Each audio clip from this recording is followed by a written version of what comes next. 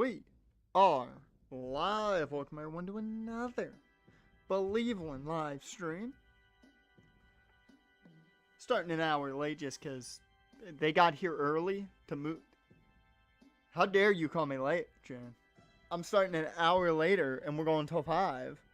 Just because they got here early and I wanted to take a walk outside where there was actual air. Fresh air. I touched some grass. Not really. My shoes did, though. Still touched some snow. How's everybody doing? How's your Tuesday going, guys?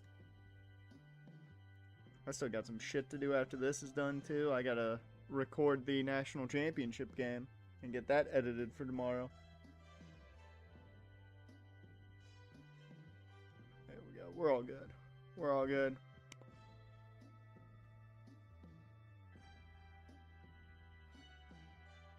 They spent the second overall pick on a corner and a wide receiver. Oh no, the fantasy guys are mad. Oh no.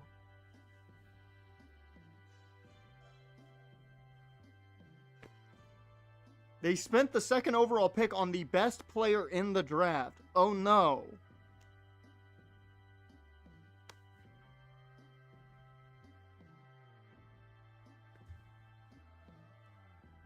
Like, all the fucking Travis Hunter bullshit, it annoys the shit out of me, because if any other team did it, it would be a great thing. The fact that the Jags did, the fact that he's on the Jags, is the problem. It's not the fact that the Jags drafted Travis Hunter a corner at number 2. No. The fact they traded up for it. No. It's the fact that it's the Jags. When he has like 5 interceptions next year, 3 pick sixes, we're sitting in like the AFC Championship game, they're still going to say it's a bad pick. What'd Cleveland get out of it? They're still the worst team in football. But they won the trade. How the fuck does that work? You know, math. Whatever. It pisses me off because it's all fantasy dudes complaining that they don't get to have 45,000 points because they took Travis in a dynasty league when they're dumb as shit for not knowing. You don't take a split talent. Just because they're stupid doesn't mean they have to make it sound like it's a bad thing. Okay, I've had my rant. I've had my little bit of a rant. I had the same rant when we took him and everybody complained that isn't a Jags fan. So... It's so damn annoying. Because it's all coming from people who don't watch football. They look at a screen to see the points. They don't actually watch the sport.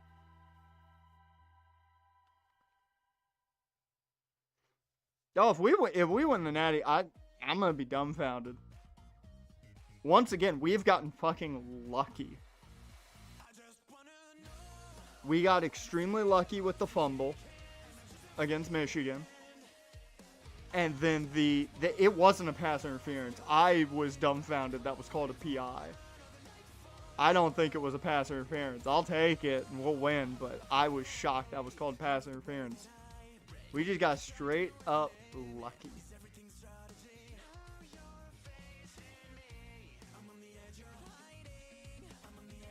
More Hunger Games pick because the movie is coming out later this year. Really, how is it? I've never read the books. How would you recommend the Hunger Game books? Because I've never read them. I know that much because I saw that got announced, and everybody freaked out about it. And I'm like, oh, okay, so this guy's supposed to be a really good villain. Okay, cool. Cool that they casted Voldemort for it. Oh yeah, I forgot we lost Dontavius Hadley for a good amount of time. I forgot about that. Dude, we are fucking banged up.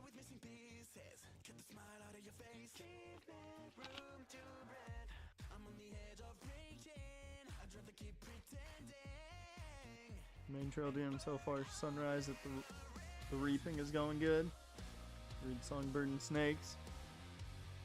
Yeah, from what I've heard, like, everybody likes the main 3, but I've heard nothing after. I heard nothing of what happened, like, and people liking the ones after.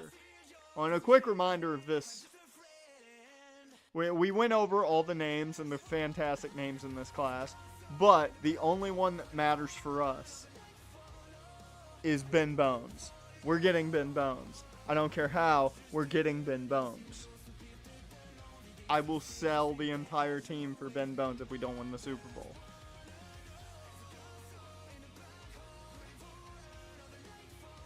But now that we've taken care of that, let's go ahead next week.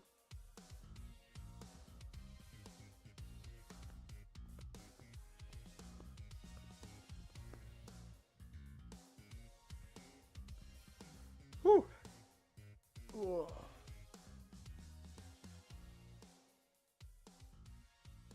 I should have stretched when I got up to get my shit.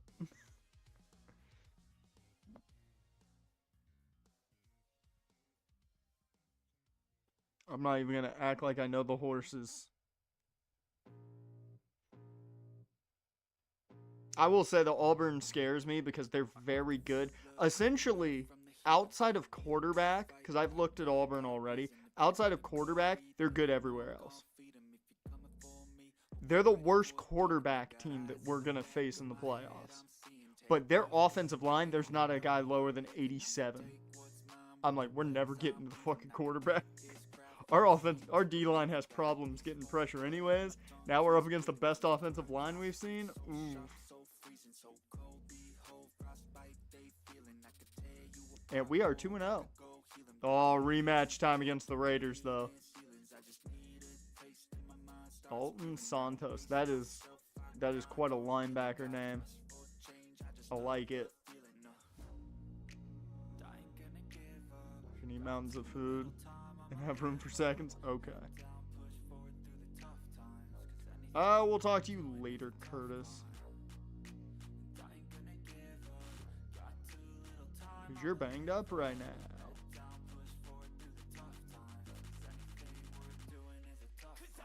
Nope. Thought it was just having a hard time doing everything. We've got a top 5 offense and a top 10 defense. And we're getting healthier. There we go. There we go. We get Steelman back next week, too.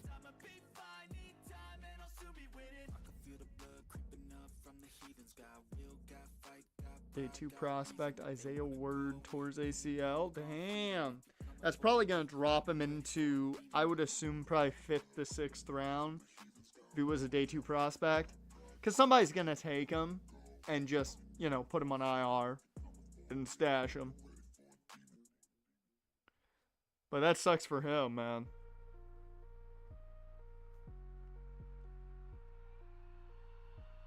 I will say, this is the first year ever that I've gotten to see the Jags, be a team that actually has a future.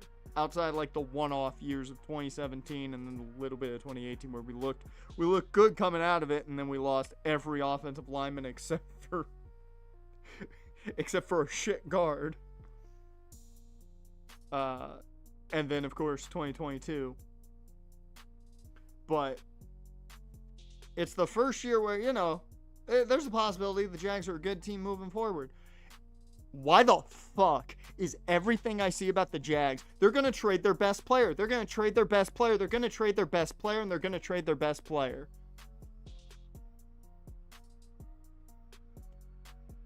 I want to know why no one wants the Jags to be good. Because I understand not wanting Cleveland to be good, because Cleveland's been they were a gag because of the way they got moved. Why? I get BTJ rumors. I understand it because he had a poor year, so everybody's going, he needs to be traded, change of scenery. Well, fucking CJ Stroud needs to be traded. Fucking Anthony Richardson does need to be traded. Let's not act like that's not a thing. But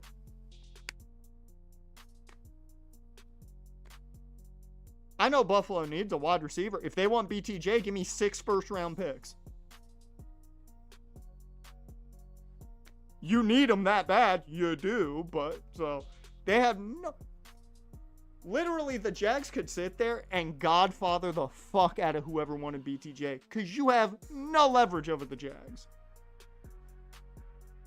Like, all the trade rumors for BTJ, it's like, we'll give you a ham sandwich and some chips for him. It's like, no. It's 3 first-round picks is probably the starting point because there's no fucking leverage.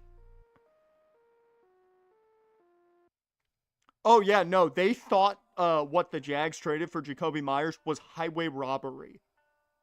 Apparently, they were like, a 4? I'm like, bro, a 4 for a dude that doesn't drop the football? His whole thing is he doesn't drop the ball. And it's a 4th-round pick. That's day 3. Like, come on. What are you going to do with it, Buffalo? You haven't drafted well in, like, 10 years.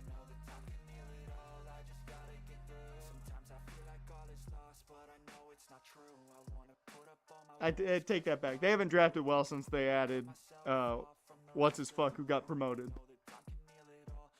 They got Josh Allen and then they stopped drafting well.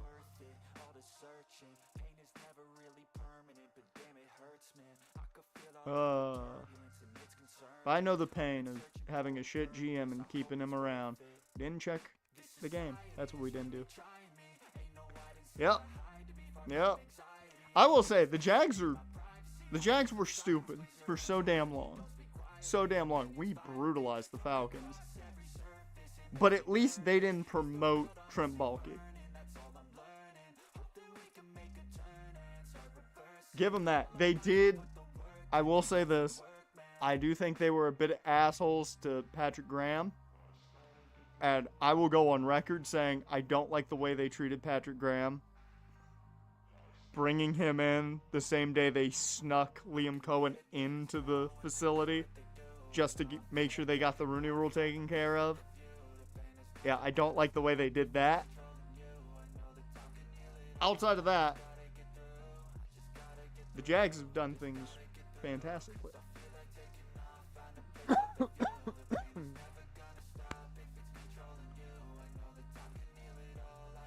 Well, remember, Rager was a Peterson pick. He liked Jalen Rager over Justin Jefferson. So,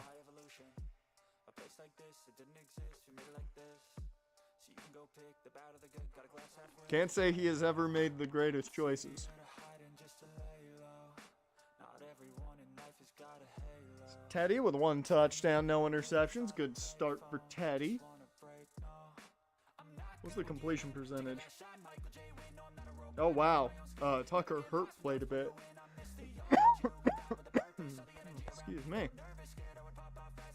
He got sacked 3 times, too. Is Tucker Hurt their starter? I guess so. We'll have to look at their depth chart. He got sacked 3 times. Decent enough completion percentage. I'm not mad about 59. Some people would call that dog shit completion percentage, but those people also worked for the Jets.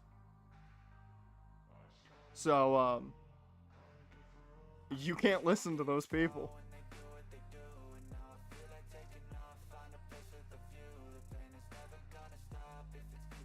I mean, you take good players out of good schools. That's what you've been doing. You've been drafting just Georgia. Woo! Hot damn. Michael Swan, look at you. 7.5 yards a carry. Todd Gurley, $101. I'll take it. Touchdown, no fumbles on the day. And even Jabril Malone-Huff got some carries. Why the fuck did Josh Gordon get 4 carries? We jet sweeped a ton, apparently. Josh Gordon also had 6 catches for 90 and a touchdown. O.J. Howard, 5 catches, 34. Like to see it. We held Julio Jones to just 54 yards. A.J. Clark, 28 off 3. Mike Evans, 28 off 3. Okay. I'm not mad about it. Alshon Jeffrey had 1 catch for 43, and that was a touchdown. Chris Watt gave up the only sack. So many other sacks. Manti Te'o on the Falcons. That's weird. I don't know why it's weird, but it's weird to me. Clowney and Williams top our tackles. Sack-wise, Clowney got dose. And Ndamukong Suh got one. No picks. Didn't look like there were any fumbles at all, but I'm going to double check. So yeah, good game by us. Anybody who thought Nolan Smith wasn't going to do anything didn't understand that he's just a good scheme fit. Like, the dude's a pure, just finesse guy. He's never going to win with power. He's never going to win with power. But he's so quick that he can utilize that to counteract his strength weakness. Like, you watch Nolan Smith tape. Whew. Oh, you mean Devonta. Oh, I'm thinking Nolan Smith, but he got the same shit. Nobody thought he would be like a dominant pass rusher. Dude's a good pass rusher. His tape is great. And the man won the Heisman. Why would people think he wasn't going to do much? Man won the fucking Heisman.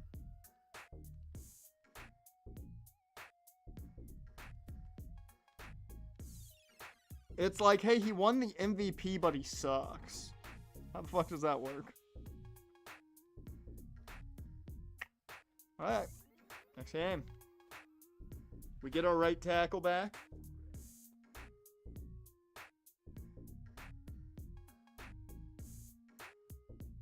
Please tell me we win. I do not want to see Tim Tebow as a winner. I also need to check and double check Alanda's depth chart. Because I want to see if we took out that hurt. If we hurt.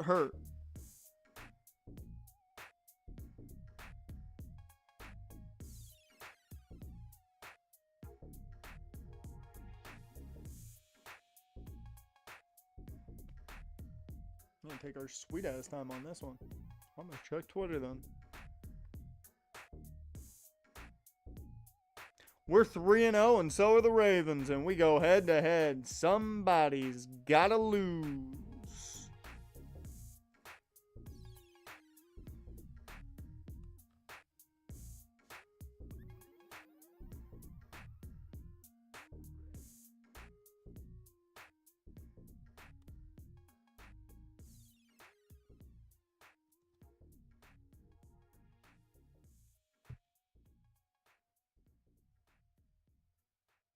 I mean, it's one of the biggest issues with a lot of scouts is nobody wants to trust the eye test. Everybody's like, no, they're not going to last because this, and this. Like, I stopped worrying about that when Miles Jack made it to a second contract. His knee was so fucked up, he wasn't supposed to make it 4 years. Dude played 8. And then he went crazy. But, you know, dude played 8. Why is Carrington Bynum on the trade block?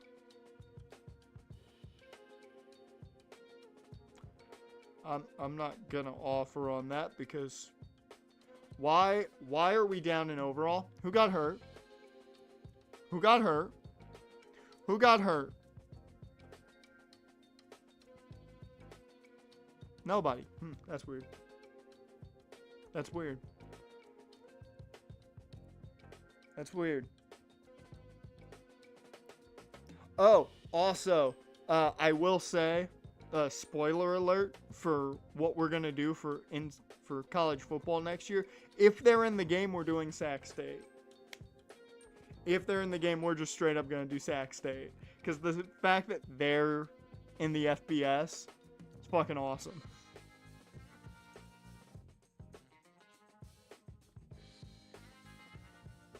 Because the second I heard they got added, I'm just like, we're doing Sac State. Yeah, Sacramento State. Second I heard they got added, I was like, oh my god, yes. And they're in a weaker conference. That's great.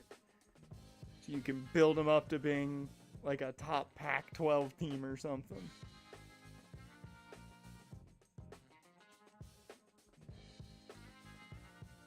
Clowney got another sack, it looked like. Yep.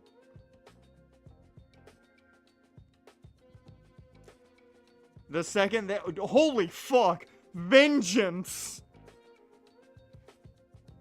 There's what you call domination. It's a combination of skill and concentration. Holy fuck.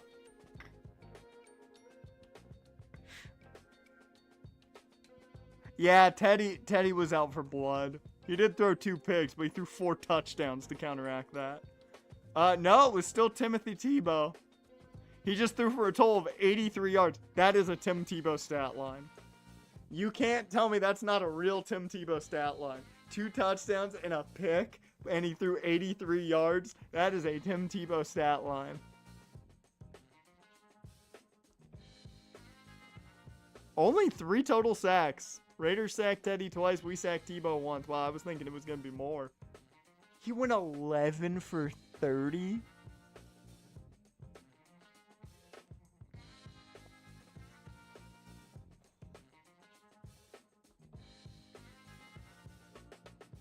I don't remember. Did the Raiders win the Super Bowl? I want to say they did, but I don't remember. Teddy, good completion percentage, my guy. Nice job. Tampa did? Okay. Yeah, because they went undefeated. That's what it was. They went undefeated. Yep. Yeah, Tampa went undefeated. That was the thing. Holy shit, Teddy. Or Todd. 5.3 yards a carry. Swan had 4.1.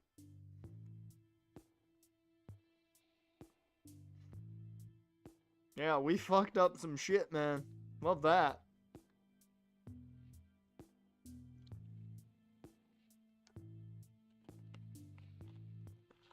We absolutely destroyed the Raiders.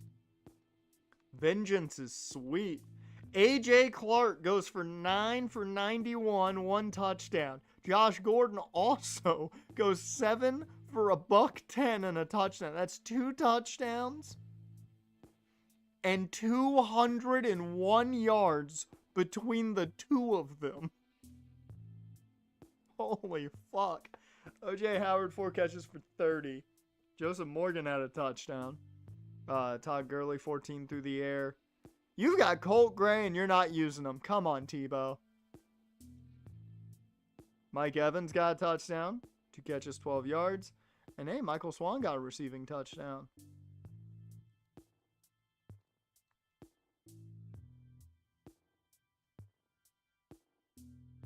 Here's for Tampa. They've always been a thorn in his side. You're not wrong. Not wrong. Bertrand gives up a sack. Then Johnson and Watts. Watt, you can't be giving up that many sacks. You're in a contract year. Dear Lord. Jarrett Grace led us in tackles. I took him off the trade block because I was sick and tired of seeing people want to trade for him.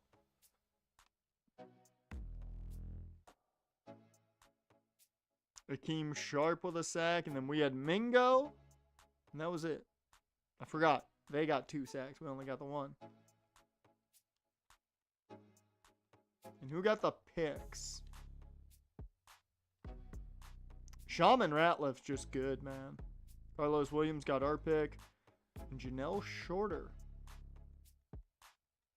Did any go for 6? Carlos Williams did. Took it coast to coast. All right.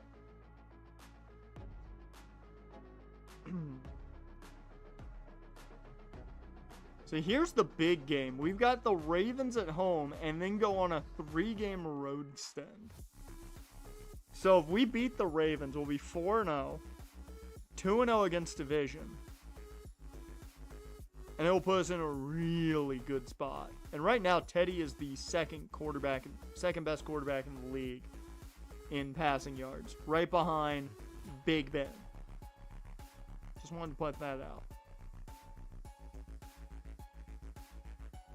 Now, keep in mind the Ravens have the 28th ranked offense and the 22 ranked defense. We have the number 1 ranked offense and the 2nd ranked defense. We're going to lose. We're going to lose. Just going to lose.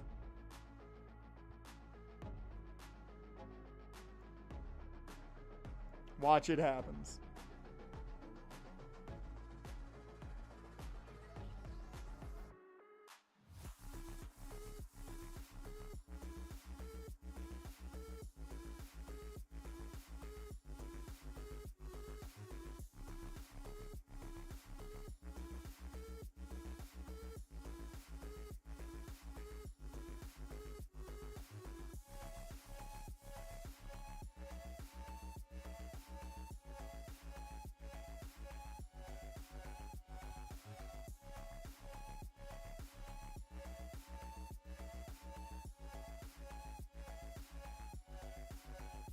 We are 4-0 going into a 3-game road stint. And apparently Sam Acho's on the trade block for the Vikings. We are 4-0. Taking on the 4-0 Chargers. Somebody's got to lose. Somebody's got to lose.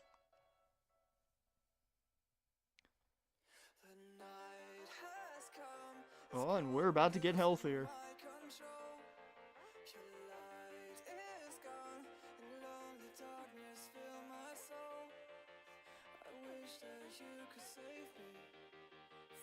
Excuse me? Holy shit, we won by 3 touchdowns too. 31-10. Not a single touchdown was thrown. It was 6 interceptions between the two of them. Teddy threw 2. Jacoby Brissett threw 4 interceptions. He had a 4.1 QBR. I mean, Teddy even had a good completion percentage. He just threw 2 interceptions. What the fuck? That's so weird. Both quarterbacks sacked twice. That's so strange. Todd Gurley goes for 88 off 25. Swan has 2 touchdowns on the ground. Gurley has 1. Bernard Pierce has a touchdown.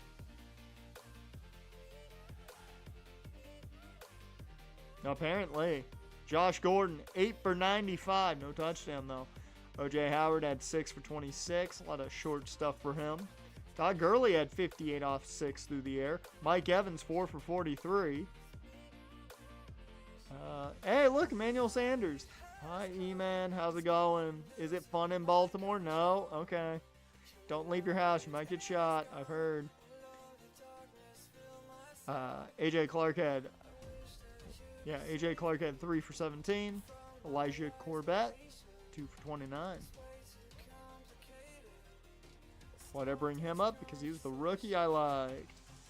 Watts and Steelman give up the sacks. Okay. Neuterman gave up a sack. You're supposed to neuter players. Your name is Neuterman. You can't be giving up stuff. Baltimore should be pissed. Oh, God. Mason Foster. Oh. Dear Lord, what is this lineup right here? Mason Foster, Raheem Moore, and David Amerson. Okay. Then you got Matt Elam. Williams, perfect. Lead us in tackles at 6. NC State legend. He was great at NC State. Great at NC State. Dalvin Hendrickson getting a sack. Chris Frost gets one. Sergio Kendall. And Barkevius Mingo. Now, more importantly, who got the 6 picks?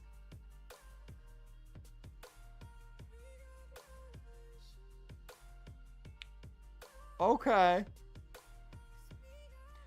We're going to start here. Matt Elam, Raheem Moore, and Barkevius Mingo. Wow, he had a sack and a pick. Did he force a fumble as well? But more importantly, Salim Grayson had 3. He caught the ball just as much as most of Baltimore's receivers.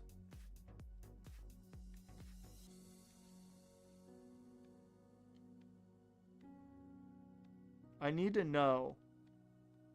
Oh, he didn't force a fumble. Damn it. And Barkevius Mingo did take the pick for a touchdown, though. So, we do know that.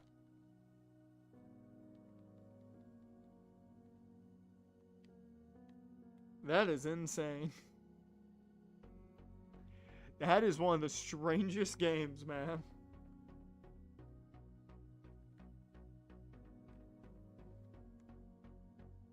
I was not ready for that. Not one bit.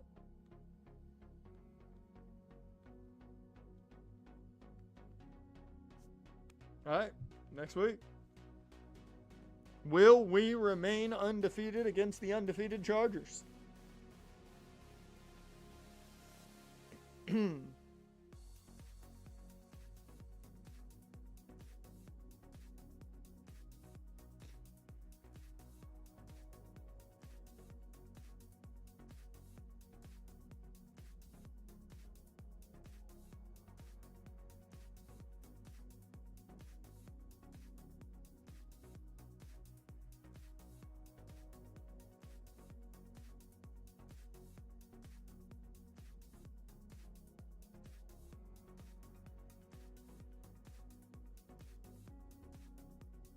Alright. We are 5-0. We are causing a lot of teams to... We are becoming the one behind the one in a lot of teams 4-1.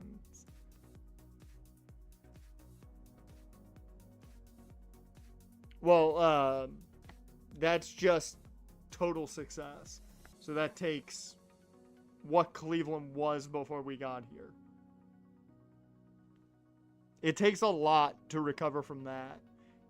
We're going to need at least 5 Super Bowls to recover from that.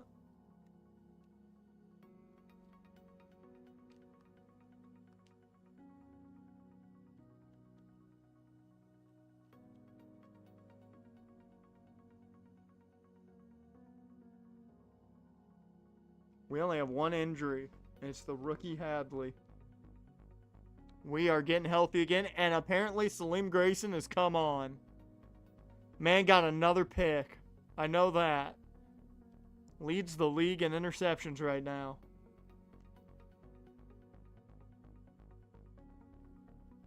(23-13), so a much better game than the Ravens game. Teddy, 1 touchdown, no interceptions. Good to see that. Krautman, the rookie, threw 1 touchdown, 2 picks. He was sacked 5 times. Teddy wasn't touched. Didn't throw the ball well, though, Teddy. How do you not throw the ball well when you weren't sacked? Were you just throwing it away? That could be it.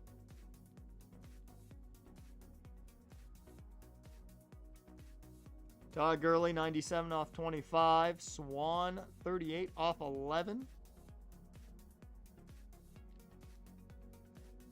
Receiving wise, Edward Ankar has 79 off 5. Touchdown goes to Keith Nolan. Josh Gordon had the 1 touchdown from Teddy. 4 off 6 or 63 off 4. Rodney Mack, where is Theodore Long when we need him? Another interest. AJ Clark had 1 catch for 1 yard. How does that happen?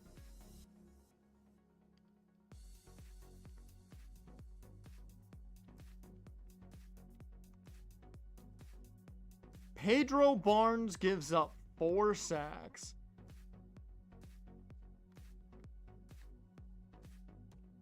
I didn't realize he was in the game.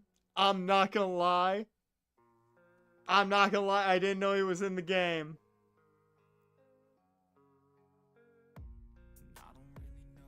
What's he get? Is he just going by Brennan Williams?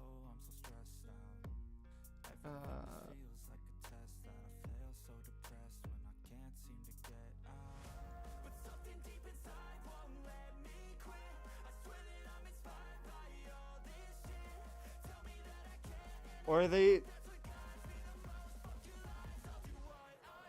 Oh, Mason Madden is what he's going by. Okay.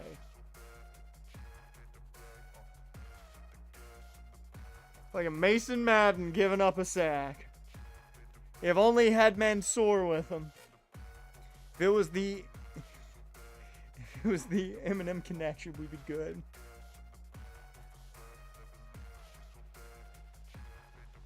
I had to go to the ROH roster to find him. Also, going to the ROH roster, I did not realize some of these people were on the ROH roster. Like Rachel Ellering. Didn't realize she was still at Ring of Honor. Didn't realize Maria Shafir is also on the ROH roster. Fucking Deonna Purrazzo is too? Where the fuck have you been?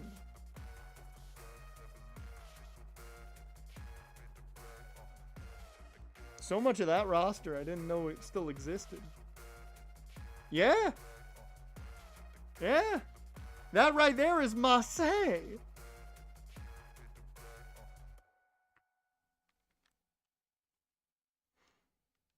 Oh my god, I forgot he was in the game, man. I don't know how I forgot, because I believe he was with Jacksonville at this point.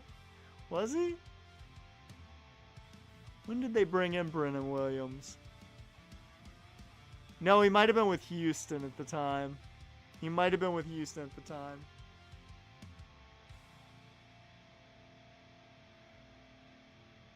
Whoops. Got too distracted by Marseille.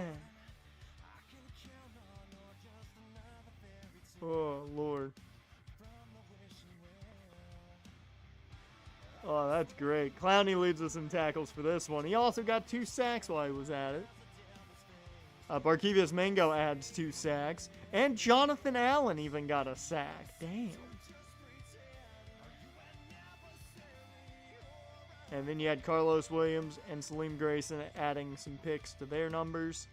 Carlos Williams had a pick 6.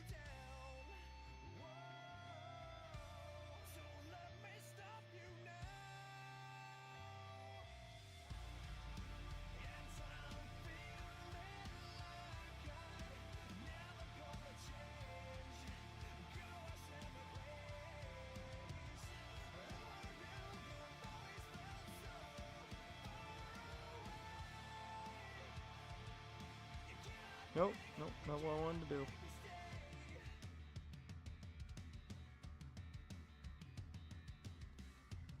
Oof.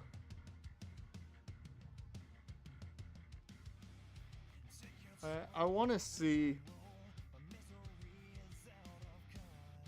Kerr waiting for him to return too.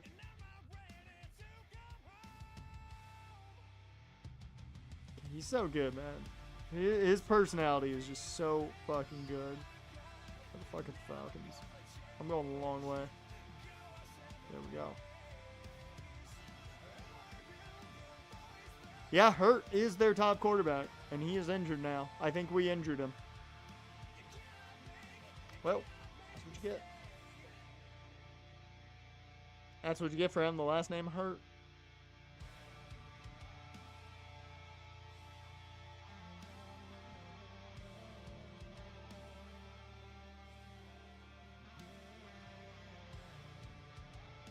Alright, next week. Then we remain undefeated against the 3-1 Carolina Panthers. We're getting close to the trade deadline.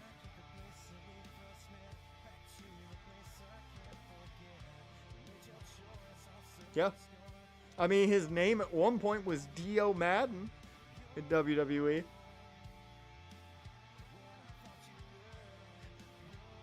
And the whole thing with the Maximum Male Models is he was hitting fucking JoJo poses. He just hits JoJo poses. It's fucking great. We're 6-0. Will we do what Tampa did?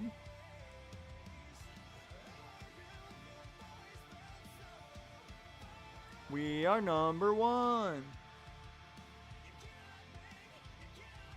Big Ben's still the top quarterback.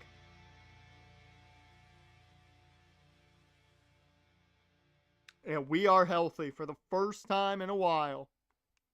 We are healthy.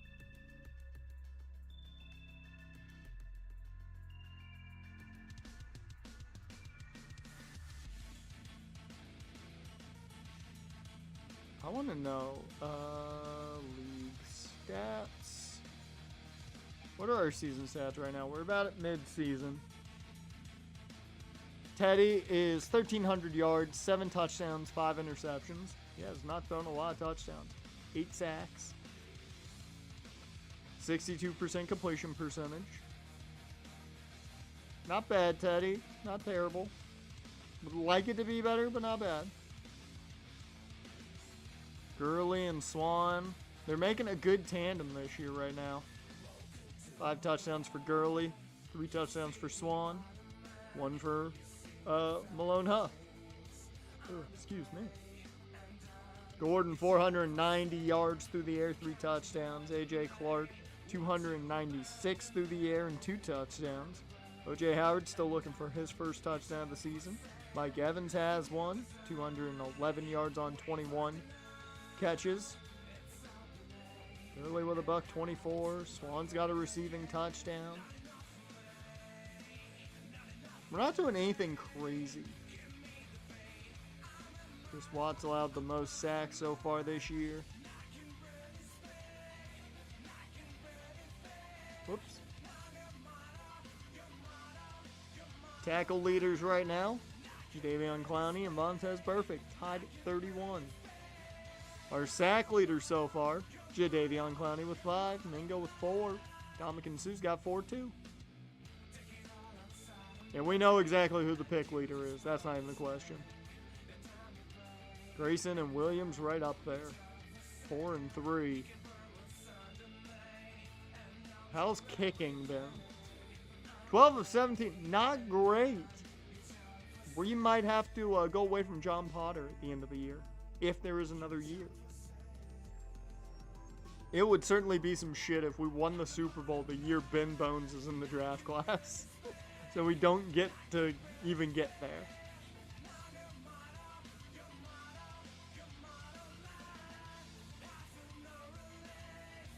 Alright. Gonna keep moving. If it ain't broke, don't fix it.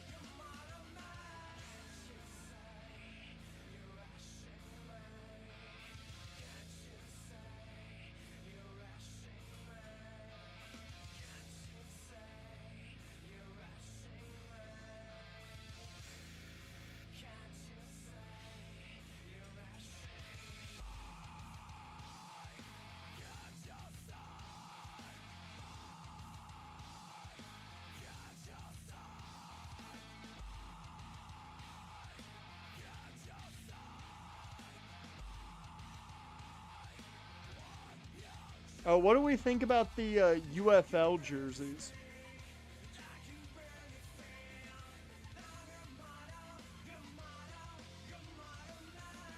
What do we think about the UFL jerseys, guys? Because I'll tell you now.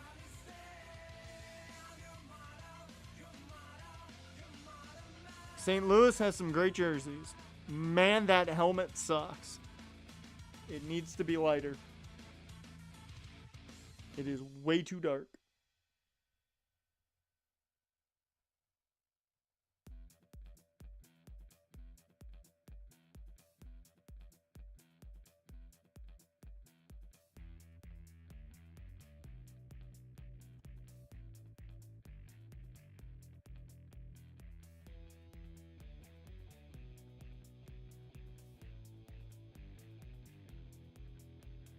Seven and 0, baby! But we've had problems with the Steelers before, and they're 3 and 4. And we officially have the number 1 running back in the league when it comes to yards.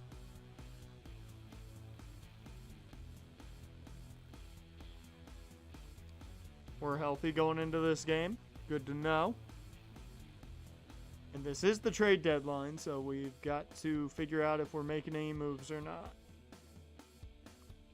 Right now, I'm thinking we probably won't, but We'll see. That was a much closer game than I thought it was going to be. 17-10. No touchdowns thrown, but Teddy throws a pick. Also, we didn't get to the quarterback. They got to Teddy 3 times. Not a great day for Teddy Bridgewater. Good day for Todd Gurley, though. 25 carries, a $129, and a touchdown. Barry Sanders Jr. does nothing. Michael Swan, touchdown. Not crazy on the ground, though. Mike Evans, 6 catches for 47. Here's Jacob Fernandez. Gordon, 5 for 49. And A.J. Clark, 4 for 42.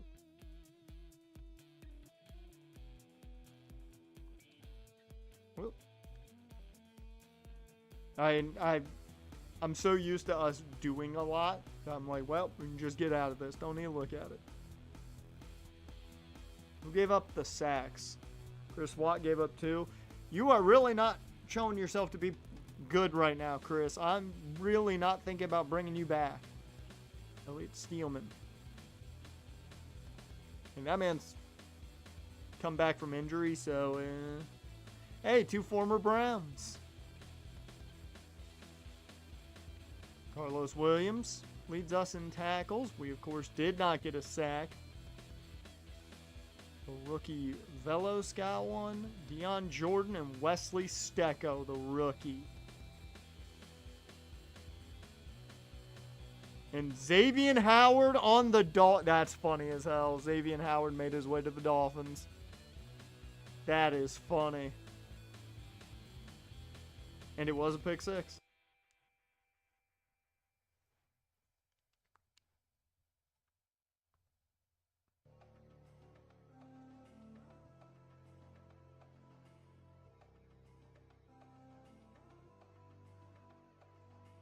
So enigmatic and charismatic, gotta live static, gotta get at it, never pragmatic, cause we live tragic. I can't live average, to be alive's magic. Turn it up in the back cause I'm grabbing everything I want, get in my way and I'm stabbing. I'll be moving crowds till I'm 6 feet napping. They need another fix, hooked on like an addict. MLB Players Association Executive Director Tony Clerk's leaving his position. The labor agreement expires in December. I mean, we see what happens. I mean, we all know there's not going to be any baseball after this year. We all know that.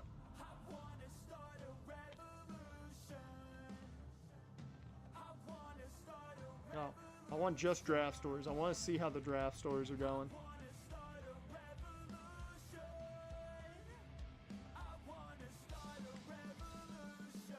And they really like talking about Ryan Feeney.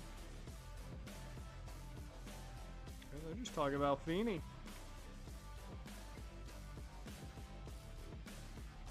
Maybe we don't need the number 1 pick to get Ben Bones.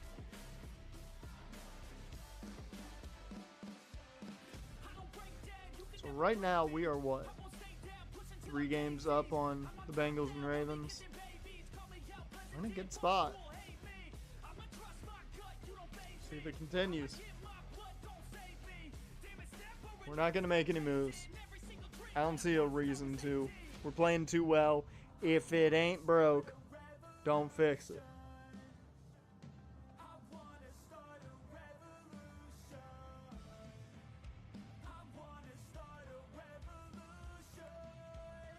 I'm hoping that our undefeated streak stays, because I'm worried.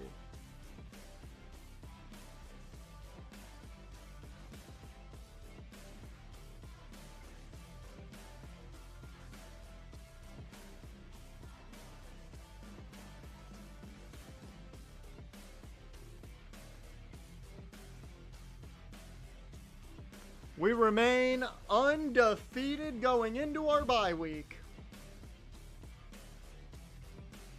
We're 8-0.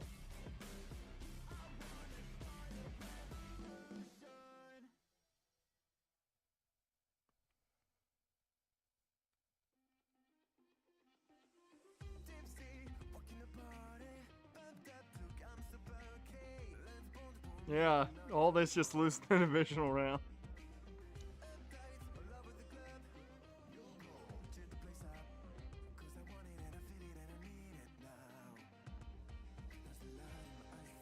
If I say we're the best right now, it's not right now when it matters.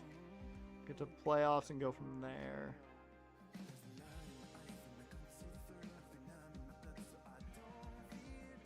I'm going to say that. I like that one more than the we're the best team in the NFL, but to prove that we need to get to the Super Bowl and win it. Yeah.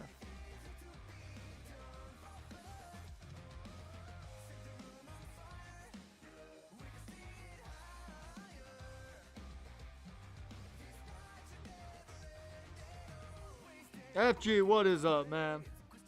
How are things going with you? How's your Tuesday going? Yeah, we started an hour later because people had to show up and take things out of the house.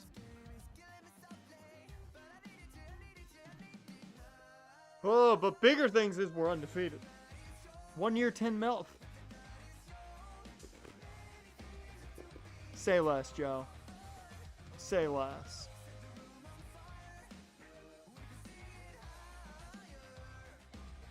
There you go. I got no problem with that.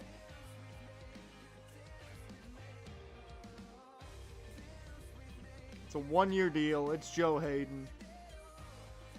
Keep that man around. Oops. Not what I wanted to do. We also have to look at our injury report just to see. We have the 10th ranked defense and the 2nd ranked offense. Bro, we are killing it. What was I gonna look at again? Oh yeah, resign. That's what I was gonna do. First concert of the year in less than 2 weeks. Can't wait. Who you seeing? Who you seeing? Got Joe Hayden under contract. Damn it! You ain't going nowhere, Joe. While we're at it, we gotta keep him around. We got to. I just don't see a world where we don't have this man here.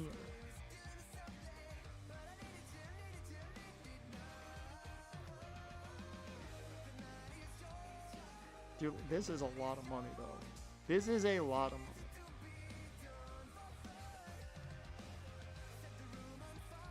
money. Yeah. 19.8 over 3 for Vontaze Burfict. And I just don't see a world where we can live without Vontaze Burfict. Now, I think Chris Watt is underperformed. I'm not going to sign him yet. I don't know how much you want, and that's what I want to know. That's dirt cheap. Here, I'll go 1.5 there.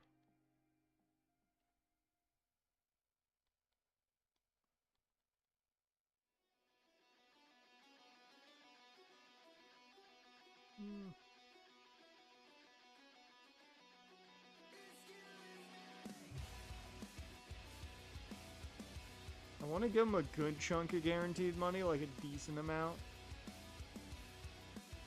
Yeah. We got 2.6 over 2. It's 13. 1.3 mil a year. Oh, he's still negotiating. He didn't like it.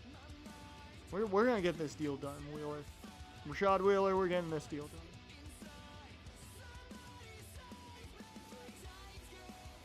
Two years, 3. Just saying that. I'm going over what you want. Got him. That's all the big names. And Williams, if you're wondering how much he's going to cost, under $1 million. Well, a little over $1 million is actually what he's going to cost a year. I might just let him go to free agency and see what the fight is for him, but we'll see. Your team's not doing well when Vontaze Burfict and Richie Incognito are your leadership. Alright. Injury report. Ooh, that's not good. Oh, no. So he's not out for the year. He's not out for the year. That's the positive. But, ooh, that sucks.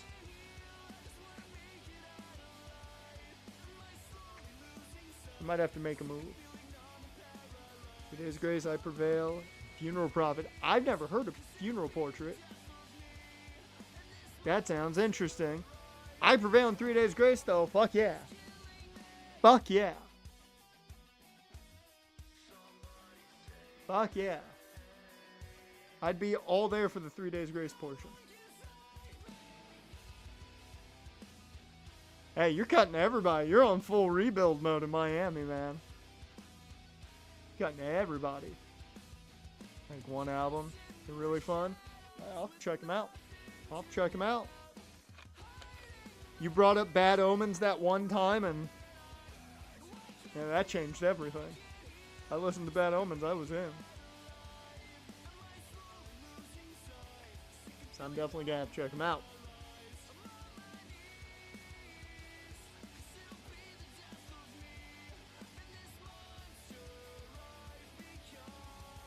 Beartooth and President. I've heard a little bit of President. I don't think I've heard a lot of Beartooth. I've probably heard like snippets on Instagram. Because like I follow a number of pages that are just there now for me to get new music. But I think I've heard a little bit of President. I just added Dial Tone from Catch My Breath to Spotify because I'm like, yep, nope, this is too good. I've heard it too many times on Reels. This is too good. So how do we beat Pittsburgh? Oh, Teddy just dominated. Take that, Johnny. 3 touchdowns, 1 interception for Teddy. 273. 1 sack apiece, and they both actually played really fucking well. Okay. We actually had a good quarterback battle. That's nice to see for once. Todd Gurley running fantastically well, and so did Michael Swan. Hot damn. Like seeing that. No touchdowns on the ground, but I'll take it.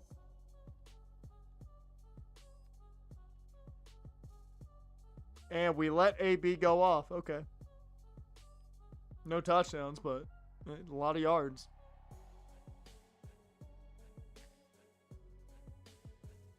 It's announced for Louder Than Life.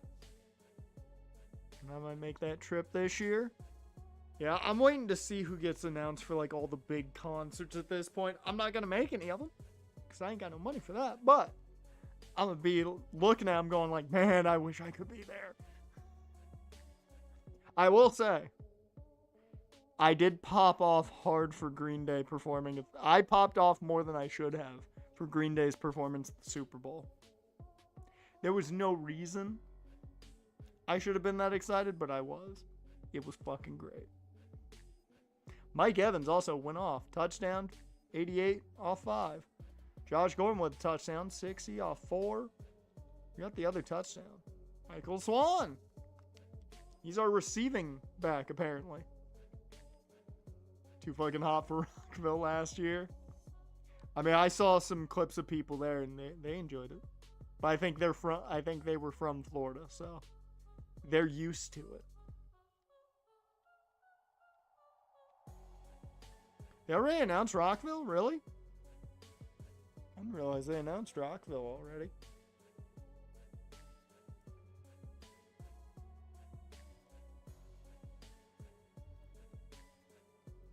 Oh, yeah.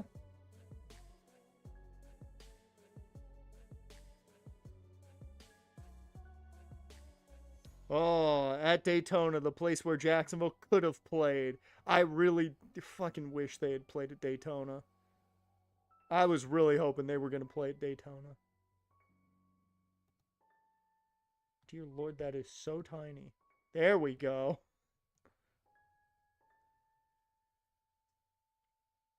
Oh no, that's 2025. That's not 2026. There it is. Full lineup. So we got what? We got Foo Fighters. We got MCR. Well, MCR's good enough to go. Like, that alone would bring me down there. Okay. Special performance from Bring Me the Horizon. Why is it special? Got Guns N' Roses, Five Finger Death Punch, Offspring, Breaking Benjamin. My friend's 2-year-old, well, gonna be 2. He loves Breaking Benjamin. This is not a joke. He loves Breaking Benjamin. It is his favorite band. It's funny as hell. Got Godsmack, Stained. Fuck yeah, man. This is just a millennial's dream lineup now. Yellow Card, Lamb of God, Rise Against, got All Time Low, Motionless in White, they just dropped a new album. Ice Nine Kills. Coheed and Cambria? Dude, if they dropped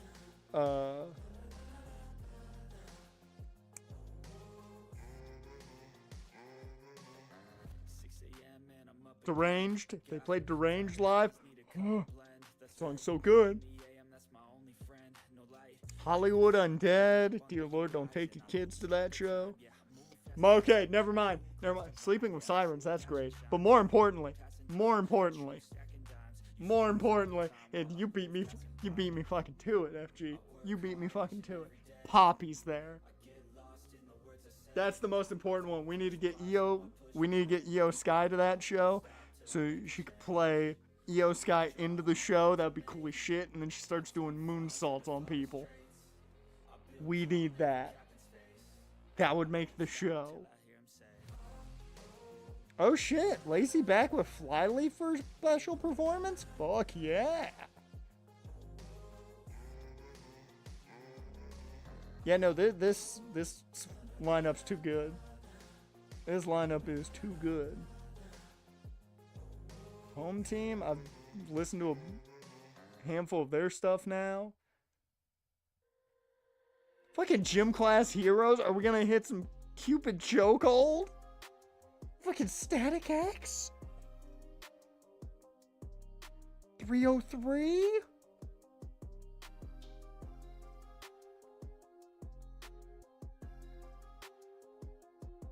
No, they need to not. Okay, now I'm getting into the names that I don't recognize a ton. Apocalyptica, they came on my Spotify during my walk. Fucking Breathe Carolina. Fucking Buck Cherry's gonna play. Just Catch Your Breath. Magnolia Park, they're fucking great. Their cover of Eye to Eye, listen to it. Drowning Pool with a special performance. Saliva, and I can't look at that band the same because it's so weird seeing their frontman with a haircut. Is it them or no? It's Shine Down. It's Brent Smith who's got the haircut now, and it's weird. Okay, well, Fozzie's there, so Chris Jericho WWE confirmed. Some sick puppies. Yeah, totally. He's playing with all the former bands that did themes for pay-per-views. What else we got? Red. It's always weird seeing the Christian metal bands associated with all these guys because it's just funny.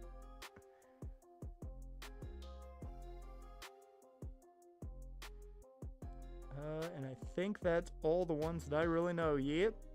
Dude, that is fucking great, though. That is a fucking great lineup. Oh, that is a fucking great lineup. Oh, special 20th anniversary for Fly. That explains why she's back with them. That explains it. Because I found out she wasn't part of the band anymore because she did the feature on Breaking Benjamin's like acoustic album. And I was like, wait, she's not with Flyleaf anymore? What? I've heard of Bloodywood. I've heard of Bloodywood. I haven't heard any other stuff, but I know of them.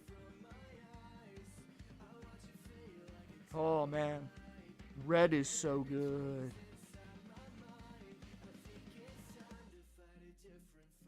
I was looking at that for so long. Controller decided to be like, no. God, that lineup's too good, though, man. Let's see, what day would I show up? Oh, Guns N' Roses leading the Thursday. Okay, so that's the old people day. Got it. If your knees crack, you're going to Thursdays. Yep. Yeah, you got Buck Cherry, the Wonder Years, but they're going to play Becky Lynch's new theme. What else? Story of the Year. Alice Cooper, Stained, Godsmack, Five Finger Death Punch, and Guns N' Roses. That's if you are 30 or up, you're gonna go to Thursday's lineup. Friday, you got Foo Fighters. Well, Friday you're going for Poppy, and Poppy and Hollywood Undead on the same day is just not fair.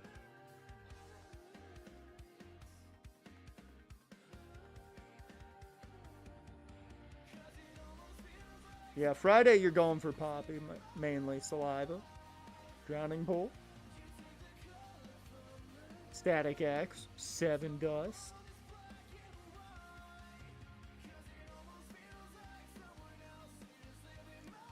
Okay, I would definitely be there for Saturday.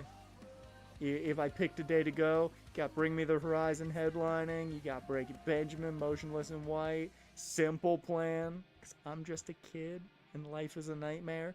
Fly Lease on Saturday. Gym Class Hero's gonna hit him probably with some Cupid's Chokehold. The home team, Plain White Tees. For those that have been here long enough, we gotta go see them, you know.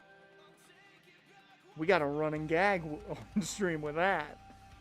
Dragon Force, nope, Saturday's a must go. Apocalyptica's on Saturday. Breathe Carolina. Red is on Saturday. Dear Lord. They knew what they were doing. Framing Hanley and their cover of Lollipop. And then MCR headline Sunday, so they're making sure you go to Sundays. Because they're headlining. You got Rise Against, Dance Gavin Dance, Yellow Card, Sleeping with Sirens. Yep, nope. Every day there's something to go see. I'll give them credit. The way they set this up, every day's got at least, like, there's a reason to go.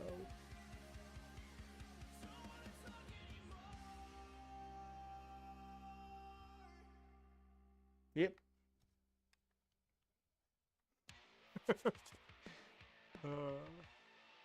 Yeah, Sunday's Punk Day. I will say I give them credit. I like the way they set the lineups up. Because it is very much every day gives you some reason to be there, I think. That first day, though, is definitely for the old heads. That Thursday lineup is for the old heads. Because the second I'm looking at that man, I'm like, yep, nope. Well, I woke up and my left knee hurt. This would be a day I would go.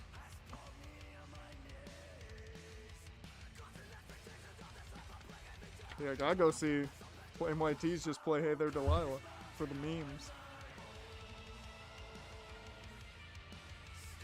Robert Leaf and Watt give up the sacks. More importantly, how'd we tackle? Carlos Williams leading us. Tashawn Gibson has been very quiet the last couple of years. I'm just realizing that. Arkevius Mingo with the sack. Melvin Harville. That's a name. That's a name. He gets the sack. I love that name. Melvin Harville. Cortez Allen getting vengeance. He's mad that I was like, you're not here anymore, man. And he took it the distance. He was listening to some Cake.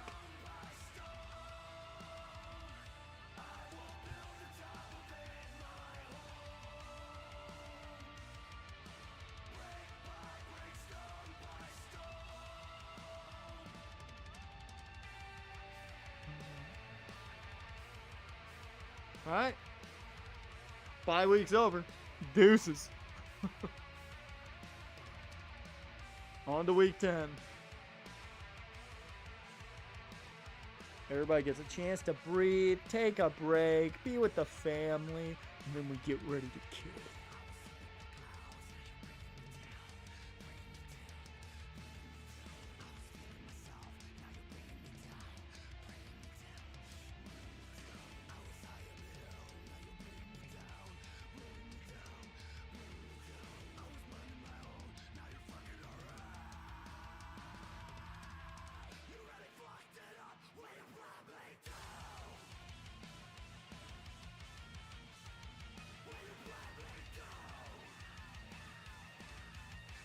I don't know why Polymarket has...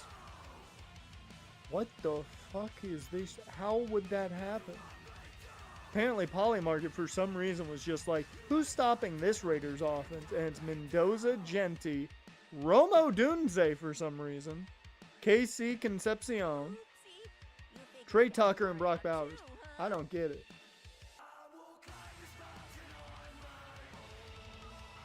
FG, you didn't have to do that. I appreciate you using the prime, though. Appreciate you, man. Odunze for a Crosby trade? Ah. That makes more sense. That makes more sense. Just got the prime back recently, so I got used the homie. I appreciate it, man.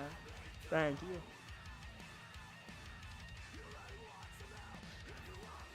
Alright. Look at all these contracts that we're accepting. We've spent so much money. And we've... Okay. If you remember last season, the Bengals, for some reason, were the team we had an issue with them. I don't know why we did, but we did. We could beat the Pittsburgh Steelers. We could beat the Baltimore Ravens. We couldn't beat the Bengals. Or no, I take it back. We couldn't beat the Ravens last year. We lost twice to them. They were the only team we lost to before the playoffs. I'm wrong. Either DJ Moore or Romo Dunze. I don't know how the hell you're getting your hands... Well, no. If you get a first-round selection from Chicago along with Rome, then I see how you could get KC Concepcion. I was about to say, I'm like, I don't see how you're getting KC. Well, maybe with that first pick in the second round, actually, he could fall.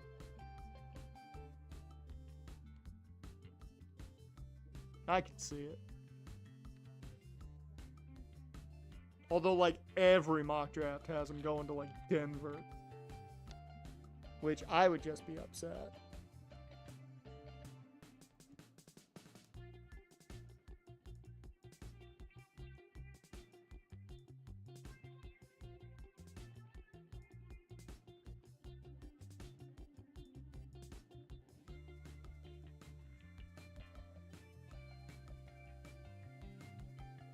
Oh, also, the Orlando Storm jerseys for the UFL, awful.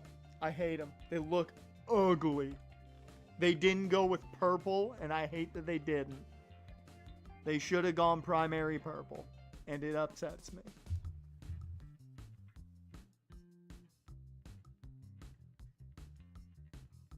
I mean, as a man, that has built the Raiders a bit.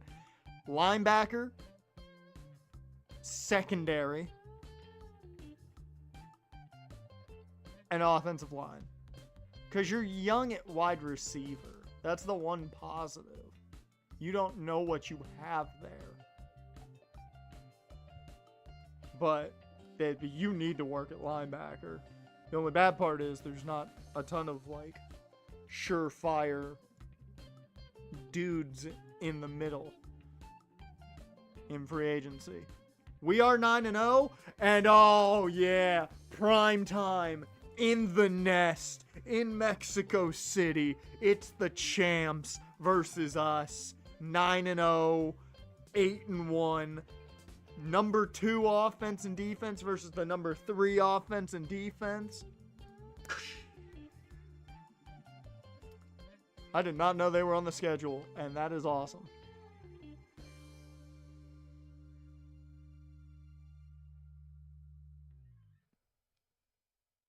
And that's why I put offensive line third. Because, I mean, what? It's Caleb Rogers at left guard and oh,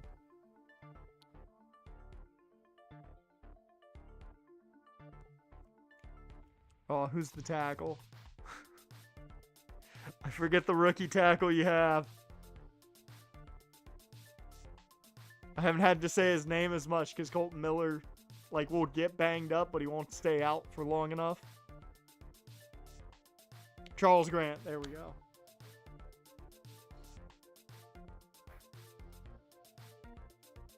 I will say Grant, though, I believe is supposed to just... He's got to be your predecessor. Or your successor, I'm sorry, to Colton Miller.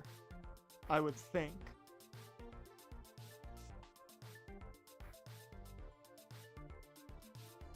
That's what I would assume. Then again, you know what they say about assuming.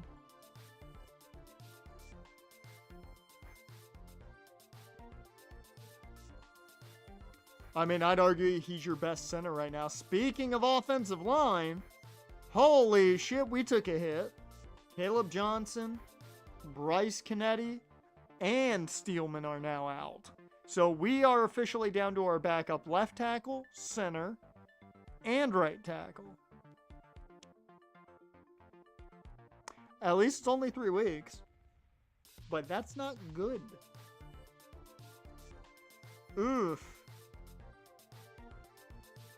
Grayson got another pick, I can tell you that. That's about all I know. Oh, and you know the pass rusher I liked? He's got 10 sacks. He got 10 sacks for the Cardinals. Holy fuck, we murdered them. Somebody call an ambulance, but not for me. They call him for Andy Dalton and his 3 interceptions. So, Dalton threw a $186, 3 picks. Teddy, 156, and a touchdown. He was sacked once. Andy got absolutely obliterated. Not great from Teddy, but not terrible. And Andy probably was scared shitless. Todd Gurley, 4 yards a carry, I'll take it. 31 carries for a $123. That is a lot of carries. Michael Swan didn't do well. I'm sorry, what is your name? Quadarius Colbert. That is a name, man. You need a nickname. DT with 7 catches for 80. Gordon, 5 for 45 and a touchdown. Good to see that. OJ getting involved. Still does not have a touchdown on the year. 5 catches for 35. Mike Evans, 3 for 44. He's looking really good this year. AJ Clark, 2 for 21. And Eric Brewer had 1 catch for 11.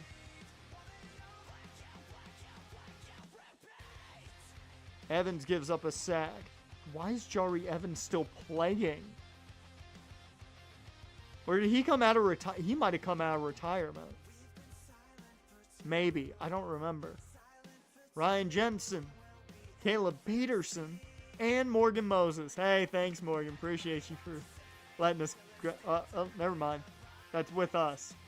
I thought he was with Cincinnati because I was like, oh, he used to be with us. Still with us. How dare you? And Garrison Spivey. Their entire offensive line essentially gave up a sack. That doesn't bode well if our backup tackle is going to be giving up sacks. Especially given we have the Bucks this week.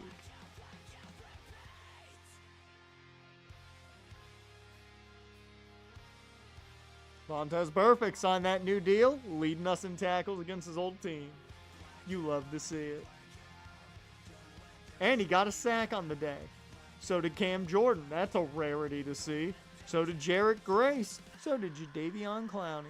And apparently Olivier Vernon. As for the picks, Vontaze did everything. He was like, I'm gonna murder them. He had a sack, a pick. We'll have to see if he forced a fumble, had the trifecta. Carlos Williams with a pick, and Salim Grayson, who was coming into his own this season. Did he force a fumble? Nope. They all had pick sixes. That's amazing. 21 points from Vontaze Burfict, Carlos Williams, and Salim Grayson. Oh, poor Cincinnati. You at least got Skyline Chili. I've heard it's good. I've also heard some people say it's awful.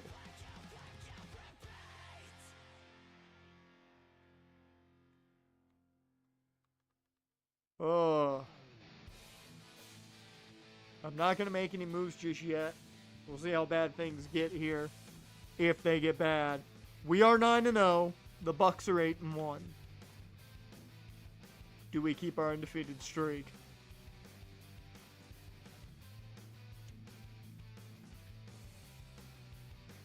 I'm very scared.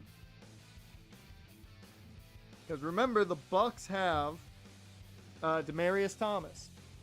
Or not Demaryius Thomas, DeAnthony Thomas. Who is the best running back in football. They paid him Saquon Barkley money.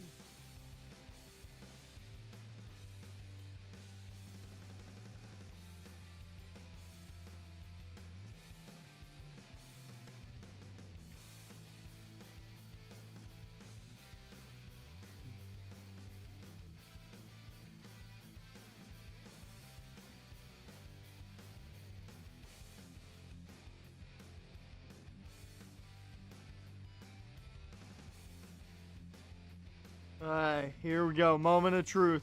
Are we 10-0? No!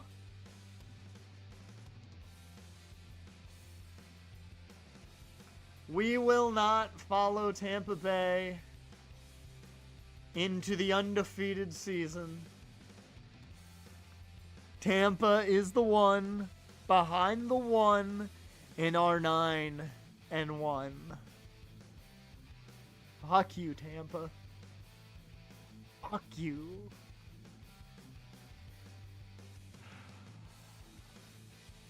Apparently we went down in popularity because of that loss. People don't like us as much now. Oh, we lost Dalvin Hendrickson too. Goddamn. Luckily we have some depth at defensive tackle, but... Oof. Season's starting to hit some people hard.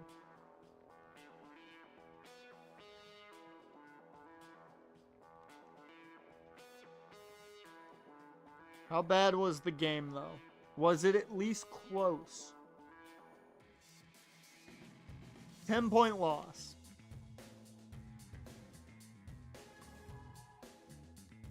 Let me look at the box score. We tried to make a comeback, and it didn't work. So Josh Freeman, 289, 2 touchdowns and a pick. 1 touchdown from Teddy Bridgewater and a $188. Each quarterback was sacked 3 times. And both threw pretty well. Even better from Josh Freeman, though. Imagine how Bucs fans feel in this universe. Tom Brady was never a thing. Josh Freeman panned out. You went undefeated. Crazy. We held DeAnthony Thomas at bay at least. He did average 4.9 yards a carry, but he didn't reach 100 yards. We could not run the ball. 2.8 yards for Todd Gurley, 4 for Michael Swan, but he only got 4 carries. Did get a touchdown, though, on the ground at least.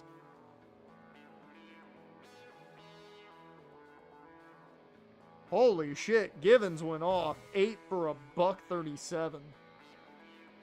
AJ Clark also had a good game. 7 for a $108 and a touchdown. 2 touchdowns for Keshawn Martin. Now keep in mind, Tampa would have the cookiest fan base in football, probably. Keep in mind, their team is just a bunch of slot receivers with speed. That's all their team is. Because it's Keyshawn Martin, Chris Givens, Golden Tate.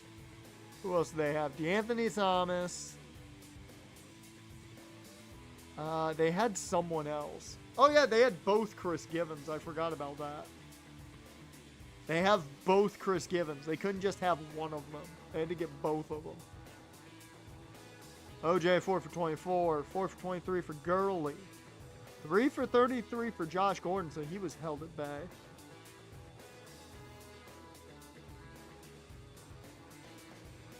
Imagine having both Chris Givens.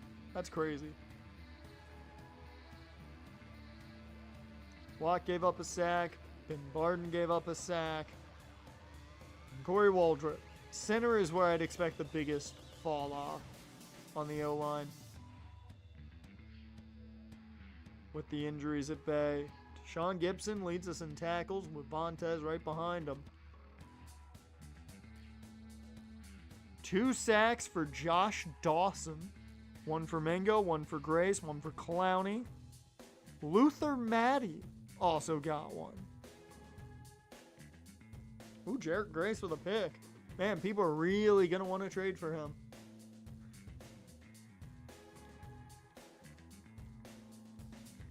Did not go for 6, though.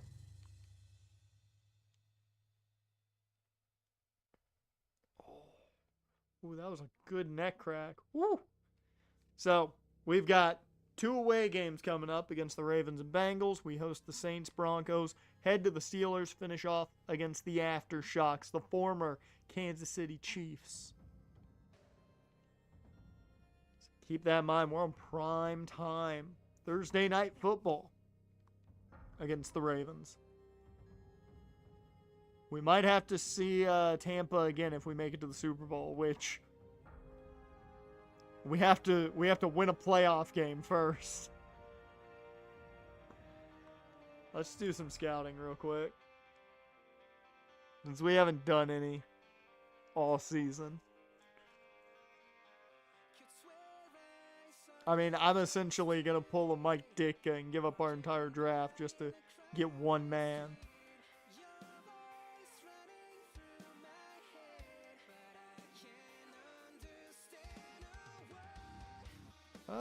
Let's look at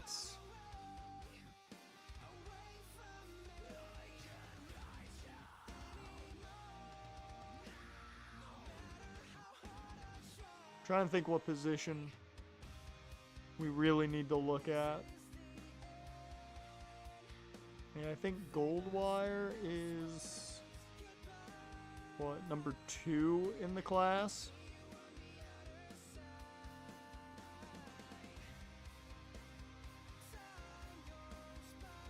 Right?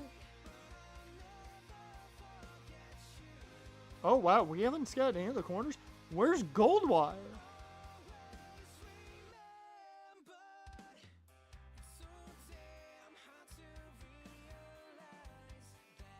Is he not a corner?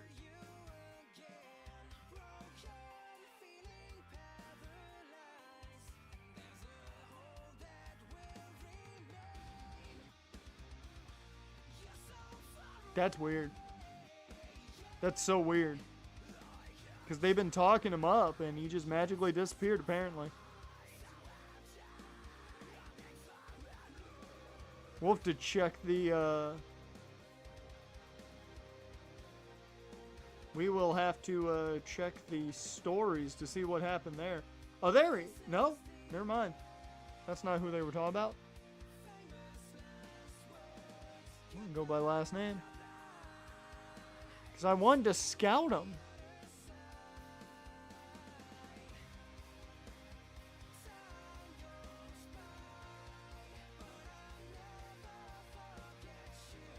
Nope. Yeah, there's only Donnie Goldwire, the center. Interesting. Huh. Dude just disappeared.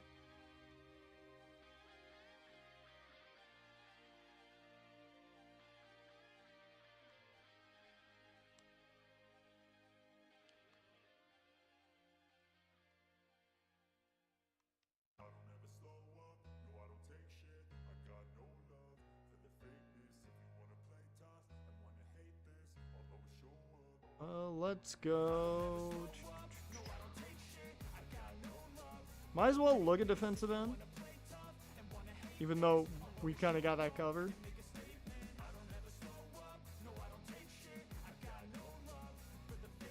Oh, look at Trevor settle. I'm sure he doesn't settle. You're not good. Got it. That was easy. That was easy. Parker Justice. Yes. Okay. This is the smart man.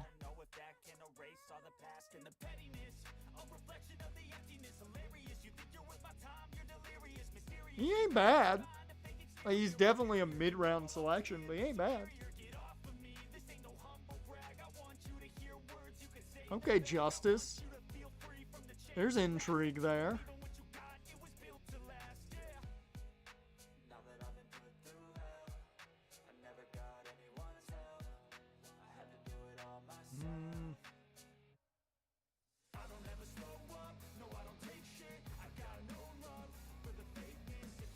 Eudorius Alvarez. I'm sorry. I've got to know.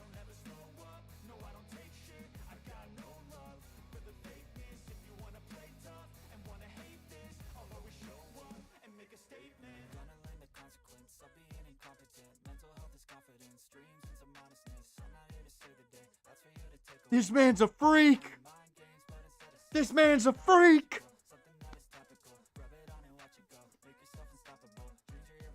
I was making fun of his name, and we found a sleeper. Eudorius Alvarez is the GOAT. So here's the game plan. We can trade every pick except for like a third rounder, so we can get Eudorius Alvarez.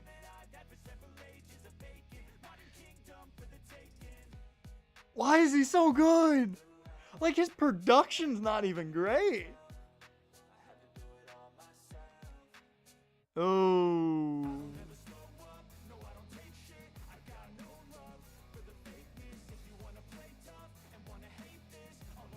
I mean, you got a high motor? Probably. No. I'm starting to see the issues with you. He's not very injury prone. I'd still take the chance on him. 5th round prospect.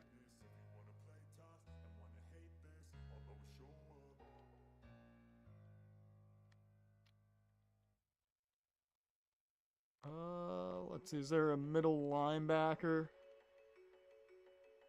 Was there a middle linebacker with a great name?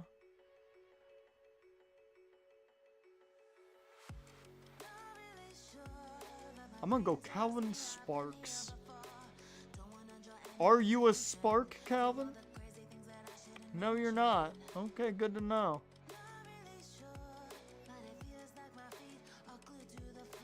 Let's go for Kirby. Nope. He is not going to be something. That's definitely not somebody's ace in smash. I can tell you that much.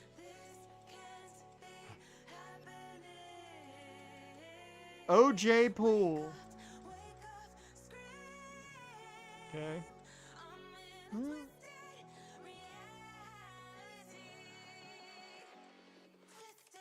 I might check the off-ball guys over here and see if there's like an off-ball guy that'll work out. Latarius Redmond. Nope.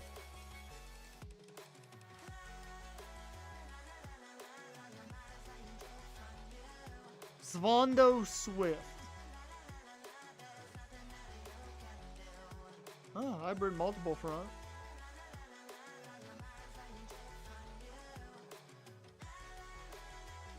About the other side, what we got over here?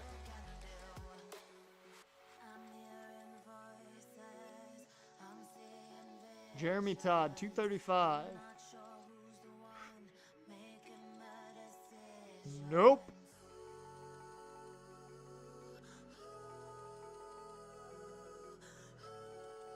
Stacolian Story. Nope. Dear Lord, man.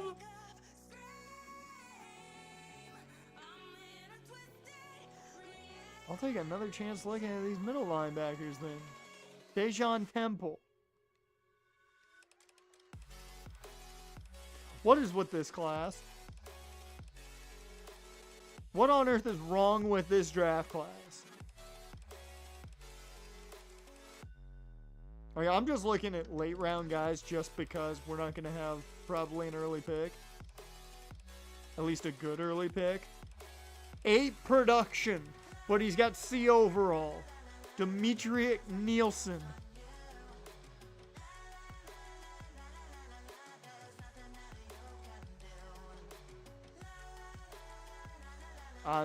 Your name's Orville. I gotta know.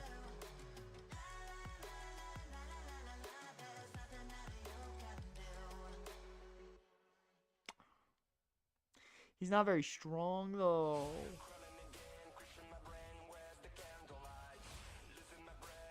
I don't know how I feel.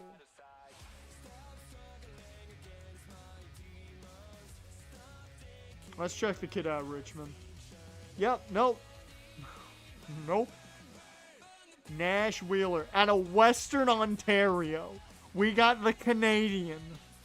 They make him big up there. Not big enough.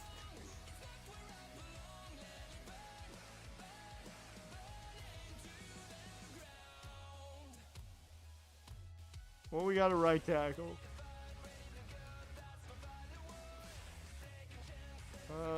Cody McVeigh. Nope. Let's go Nico. How about Nico Stewart out of Idaho State?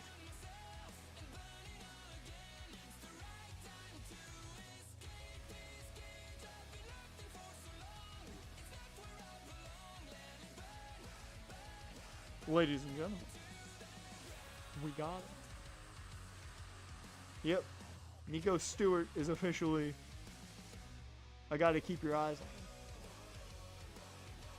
on. Let's go to a guard spot, because we could be looking for a guard.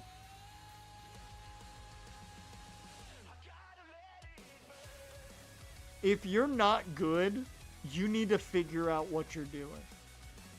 Your name is Van Garman. You better be good. Check his overall later. I'm disappointed. It's all C's. So, you know, for a 4th round selection, not bad, but I'm disappointed.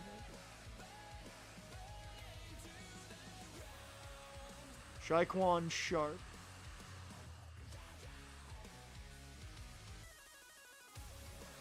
Got exposed for Boeing. Oh. Yeah.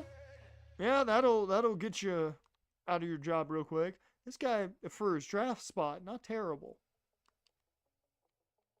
Not terrible for his draft spot. He's a 6th round selection. Okay. I'm not mad about it.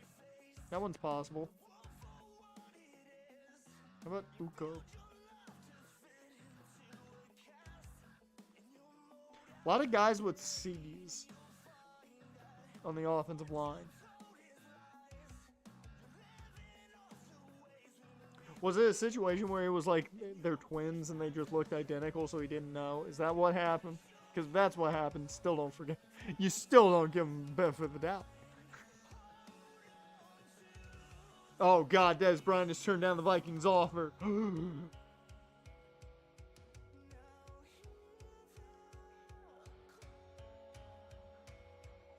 Ben Bones is a home run hitter in 2 sports. Has rushed for the 2nd most yards in SEC history. Oh no, I seriously doubt it's that mistake, but it'd be funny if it was.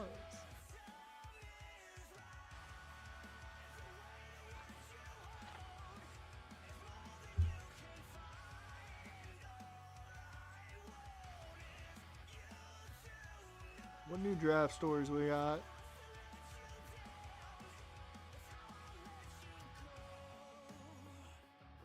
Uh-oh, scouts poking holes in Iowa quarterback Ryan Feeney's game. Dallas Trout. Well, his 3 sacks against Iowa made him look like an All-American, even though he's from Germany.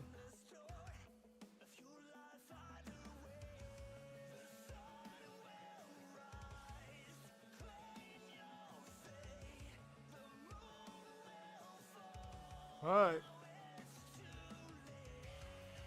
Beat the Ravens, damn it. Beat the Ravens.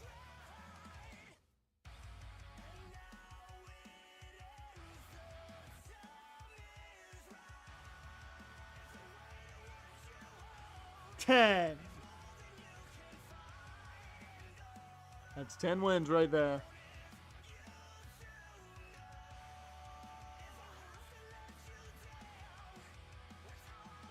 That feels good right there. 10 wins again. I want to point out, Mike Tomlin has never had a season where he had less than double digits for us.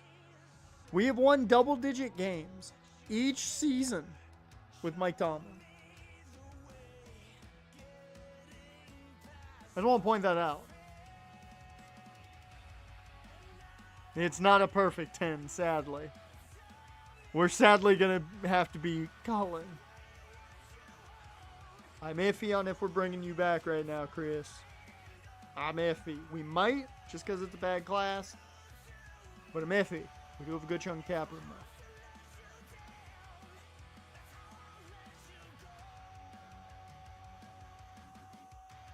So I believe we should have already won the division. Todd Gurley is the best running back in football currently. Yeah, you heard me. We have the best running back in football. You know it's my team when that stat comes out. All the way over here. Oh, Nick Perry got re-signed. What kind of world are we fucking living in? Oh yeah, we already won the division.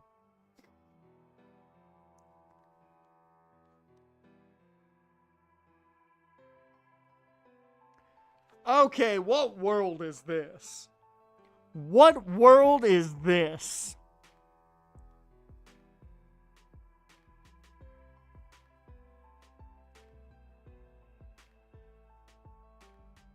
I don't want to live in this world. Not this world. This is disgusting.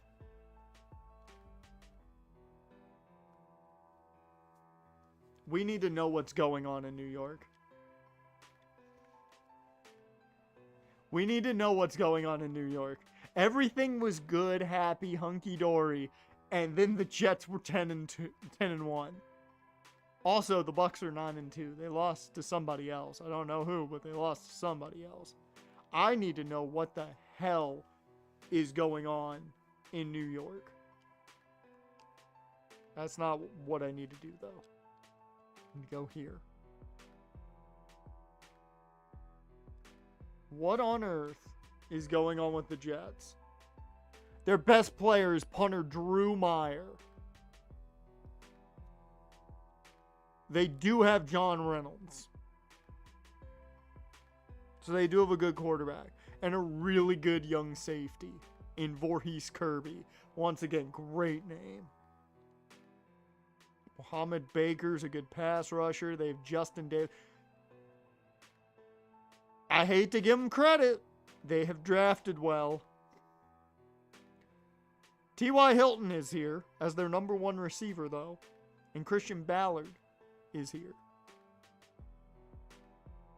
How the fuck are you kicking well? D. Milner's still here. Ryan Swoop is here. Okay, so they have drafted very well. DeMarcus Mahone. Marcus Mahone is here. Trey Williams is their backup running back, pretty solid. Matt Khalil's banged up. A left tackle. They've got Ryan Nassib and Sam Bradford teaching John Reynolds.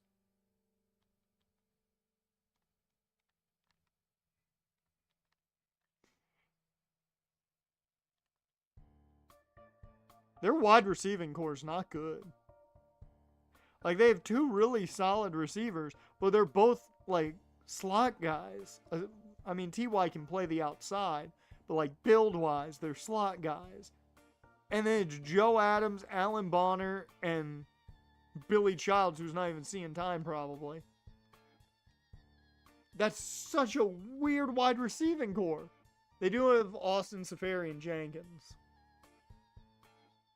who I believe was the #1 pick in the first class. So, their offensive line's not great either. Like, how are you winning? I'm impressed, New York. I'm not gonna. They got Dontari Poe too. Old man Sean Lee and Brad Jones are both hurt. So Jordan Green, the rookie out of Miami of Ohio. Oh, we heard all the draft stories about him.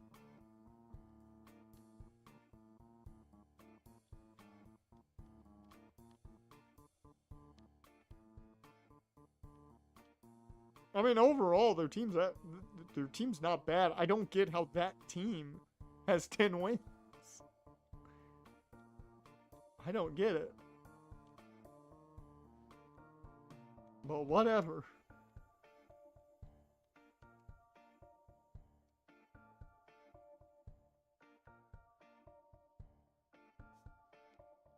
We will get our left tackle and center back next week at least. That'll fortify our line a bit, which would be nice.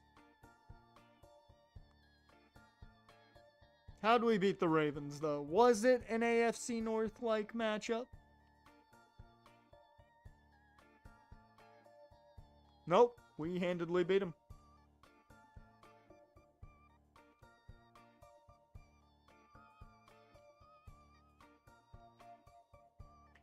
Three touchdowns, 1 pick for Teddy Bridgewater.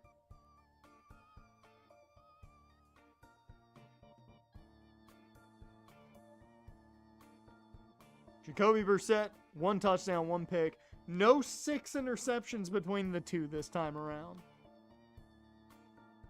We did just manhandle Jacoby Brissett, though. 6 sacks. 1 sack on Teddy. And both quarterbacks in the 50s. Completion percentage. Todd Gurley ran well. 4.8 yards a carry. I'll take it. Swan, 3.6 yards a carry. As for receiving wise, Gordon only had 4 catches. 2 were touchdowns for 25 yards. O.J. Howard, 4 catches for 50. No touchdowns. Poor guy. Just can't find pay dirt. Mike Evans, 3 for 36. And Eric Brewer got a touchdown before O.J. Howard. Neuterman can't neuter anybody. Morgan Moses gives up a sack, and Cedric Flowers and Jawan James give up sacks. Need more. Mason Foster and Barkevius Mingo all with 9 tackles. Oh, Barkevius Mingo had 4 sacks on the day. A sack for Clowney, a sack for Cam Jordan, and a sack for Bruce Carter, apparently. But Cam Jordan, we've seen his name a little bit more often here than Ndamukong Suh, who's having a down year.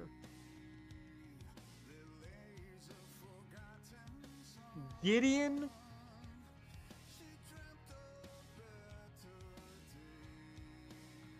Wetchamungo. That's just how I'm saying it. I don't care how it's pronounced. That's a batshit name. First off, your first name is Gideon. That's enough to be cool. But then that last name comes in, and you're just like, what the hell? It's like our backup in Texarkana. His name is Gideon, and then his last name I'm not even going to try and pronounce. He's probably going to be somewhere else next year because he wants to play, and he's just not going to get that chance at Texarkana. Sean Gibson also had a pick. No pick sixes, though.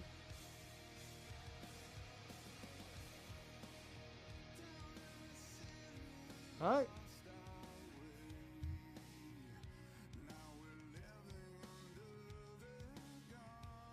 with a handful of games left.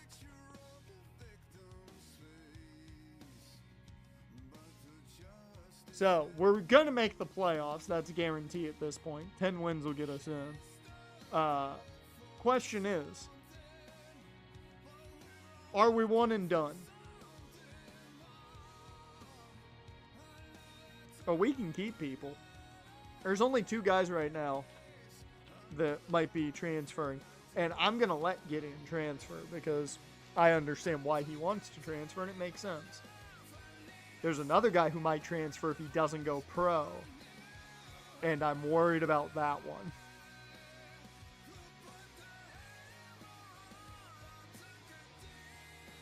Everyone else that I was worried about, probably not transferred. Because I've taken care of deal breakers. For now. Alright. Let's go.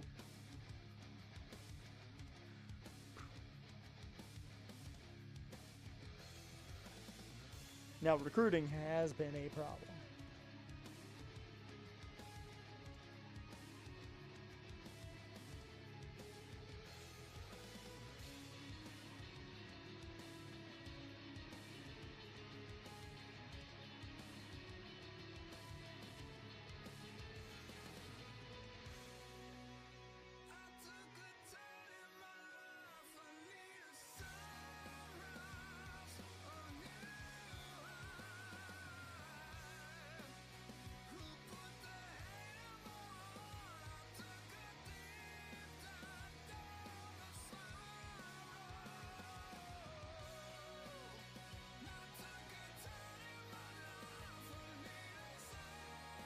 We are 11-1. We have lost to one singular team. One team. Fucking Bucks.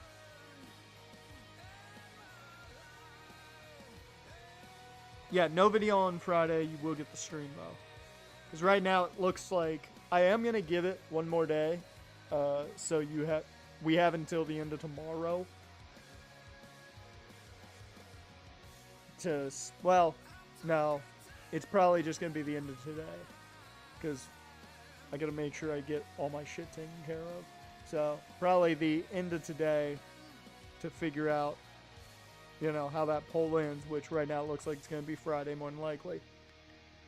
So, no video, but you will get the stream Friday. If it stands as is. Which the assumption is it will. Kendall Wright turned down a contract. Jabal Sheard, $5 million a year. Big Ben signed a new deal. Is the man really coming back?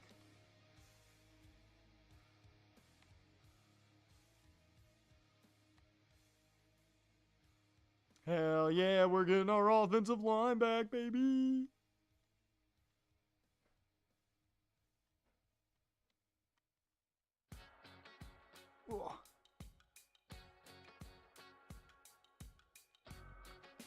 Oh, we couldn't have asked for a better time. I'm gonna place Waldrop on IR because I don't think a drop off from him to a, backup caliber center in free agency is really much. So we need to go get a new backup center.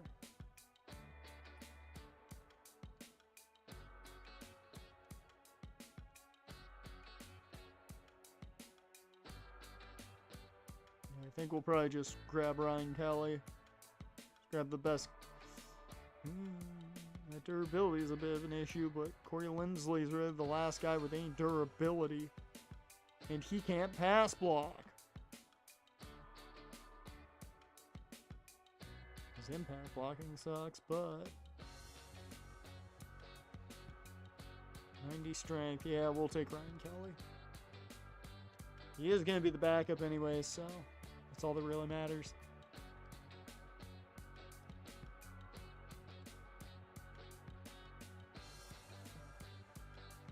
That sounds like some good shit right there. That sounds like some good shit right there. I will say I'm starting to get hungry. Whoops. I'll take care of the depth chart before I move on, because I'm gonna forget about it if I don't.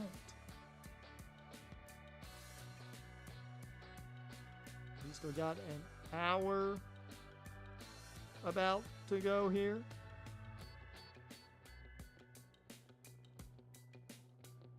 Not gonna lie, I was kind of hoping we'd be able to end early just because I got shit to do, but it's not gonna take me too long to record and then at least get some editing done before tomorrow morning.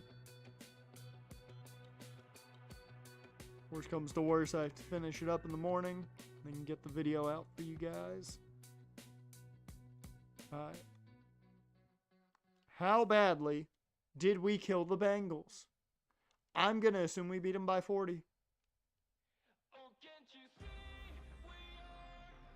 We beat them by 44.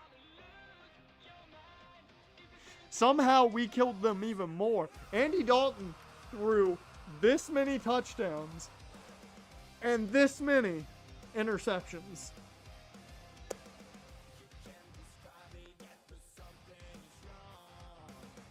I said 5 because 3 hours, man. So I said we were going to go the same amount of time if we win the Super Bowl, and we'll just end it there. But, you know, if we don't, we don't. So we still got plenty to go. 222 for Teddy Bridgewater with 2 touchdowns, no interceptions, more importantly. And Andy Dalton just did nothing. He got sacked 4 times, too. Poor Andy, man. Can we get some F's in the chat for Andy Dalton? Because we killed him. We murdered this man.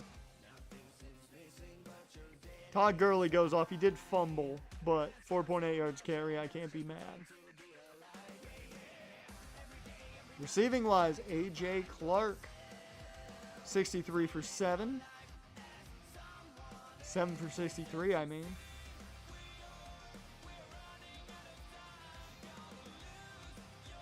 Josh Gordon, 4 for 54 and a touchdown. O.J. Howard, still without a touchdown. How the fuck has he not gotten one? Michael Swan gets a 1-yard touchdown. Mike Evans had 1 catch for 17. I don't know what's going on, man. I don't know what is going on with this team and just having the weirdest stat lines, but I love it.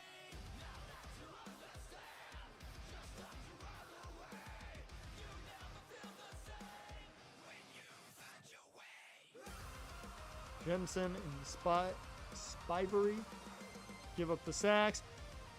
I brought him up, and he decided to do shit. Ndamukong Suh, 10 tackles, 5 for a loss, 3 of which were sacks. And the rookie, Denard Somerville, also gets a sack. Look at that. Look at that. I haven't said his name really at all this year. As for the picks, Carlos Williams, Joe Hayden, and Deshaun Gibson, all the vets. And they all got pick sixes. My God.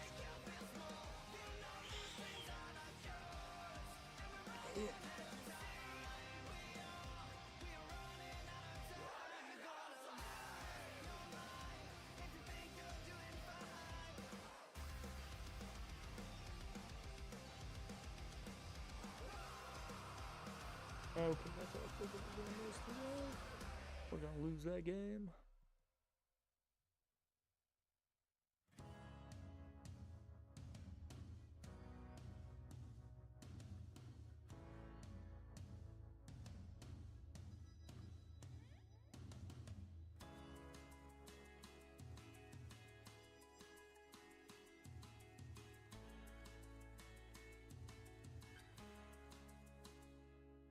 All right.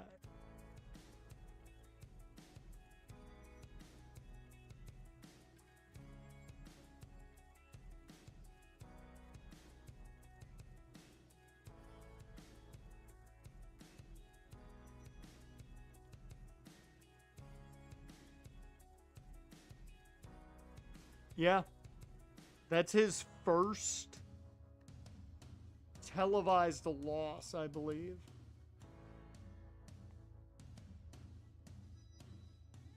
I believe it's his first televised loss in singles action.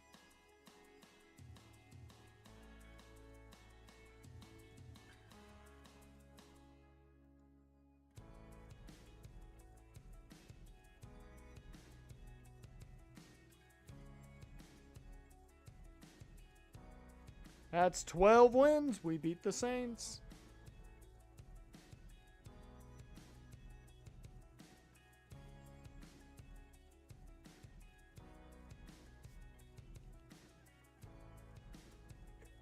Ooh.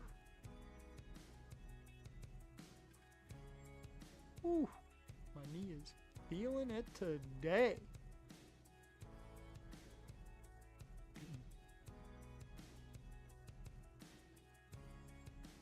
Go ahead and do that.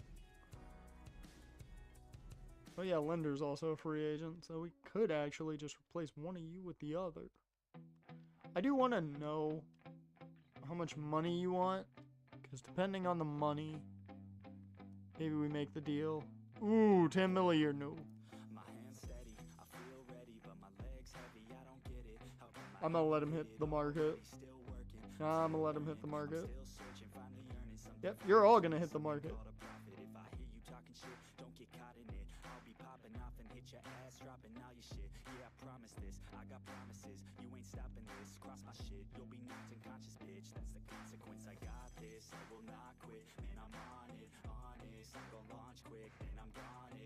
Oh, hey, speaking of Chris Watt, he's banged up. Oh, shit, and so is Carlos Williams. That's big. We also lost A.J. Clark for 4 weeks. Ooh. What week is it? Week 15. So 16, 17. Wild card round. He's back for the divisional round. Or the divisional round's the last game. Okay, so that's not terrible. I might not put any of them on IR then. I might just have to live with the injuries for now. That does mean Mike Evans gonna have to step up, which I think he can. He's played well.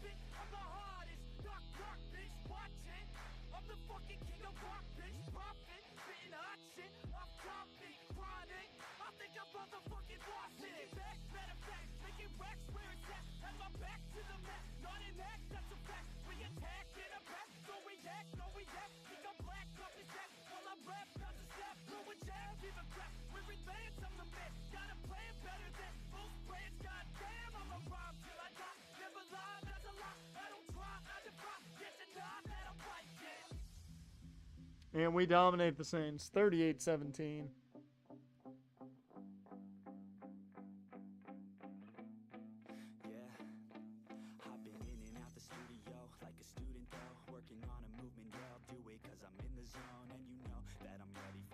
Two touchdowns, 2 picks for Teddy, as Christian McNulty also touchdown and pick. Remember, McNulty was the first quarterback taken over our backup. 5 sacks on McNulty, 1 on Bridgewater. Good completion percentage for Teddy. Rushing wise, Gurley, dominant. 27 for a $133. Touchdown on the ground, and even Swan 4 yards a carry. We'll take it.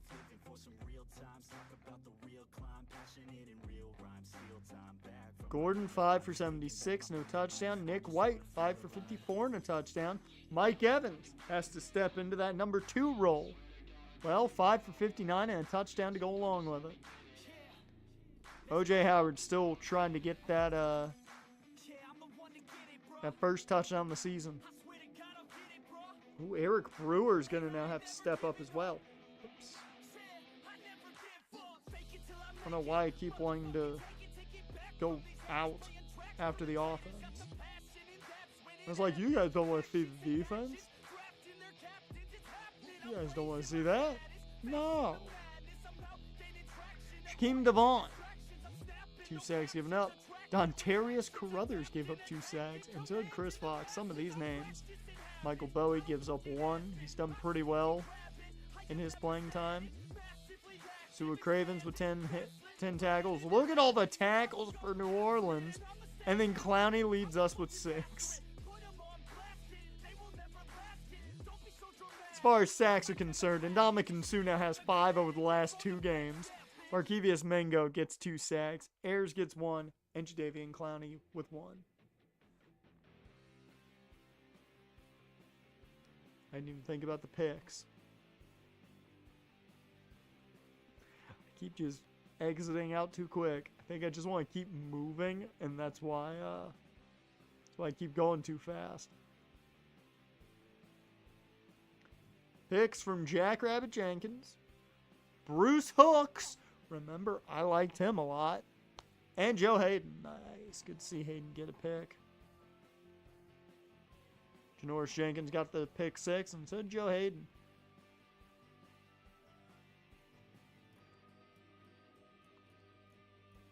So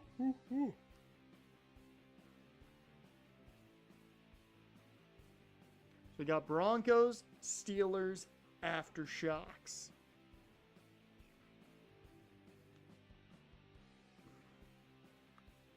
Cam Holden-Smith's got 17 sacks this season.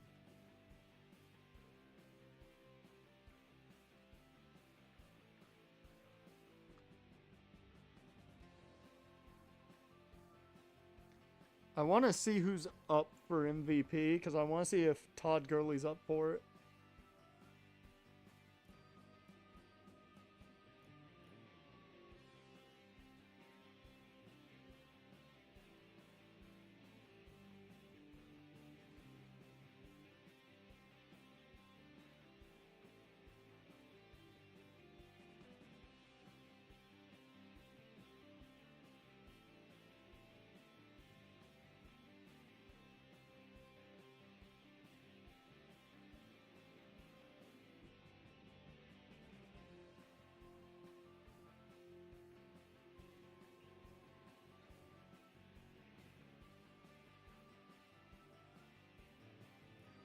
And we lose. We're 12-2 now. Ooh, we got upset by the Broncos. Are the injuries taking their toll?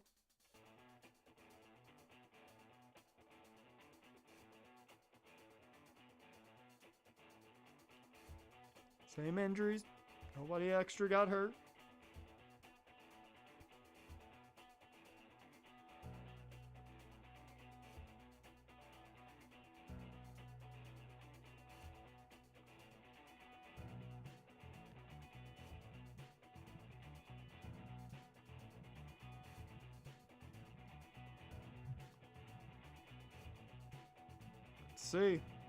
See what happened here against Denver. 34 cents. They beat us handedly. Rashad Herrick, 1 touchdown, no picks. Teddy had his worst game of the season. That's what happened. 238 yards, 1 touchdown, 4 interceptions. Sacked 3 times. We did sack Herrick once. And apparently Ryan Tannehill was sacked once. I don't know when he came in, but he got sacked. Teddy even had 60% completion. Gurley ran for 4.1. Kelvin Taylor didn't do shit. Gordon 7 for 88 and no touchdown. Evans though 7 for 34 and a touchdown. O.J. Howard had 38 off 6, no score still. Narius Moore with a touchdown. Eric Brewer had a good chunk of yards. And Al Rothman got involved, the rookie out of Liberty.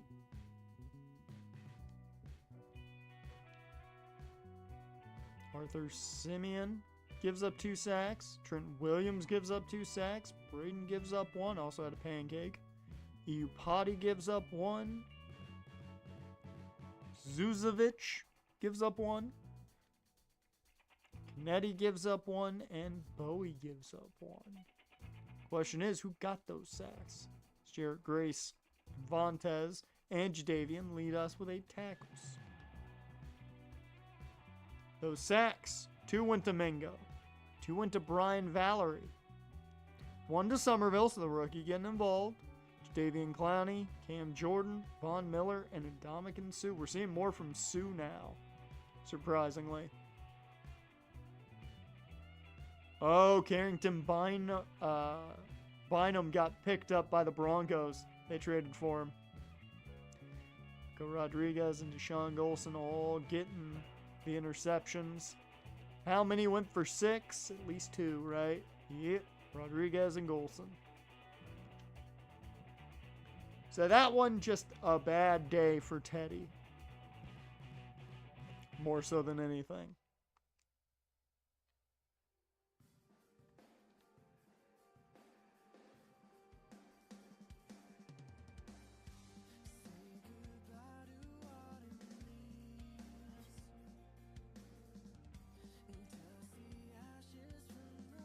Let's see the new draft stories. Ben Bones runs his way to the Heisman Trophy.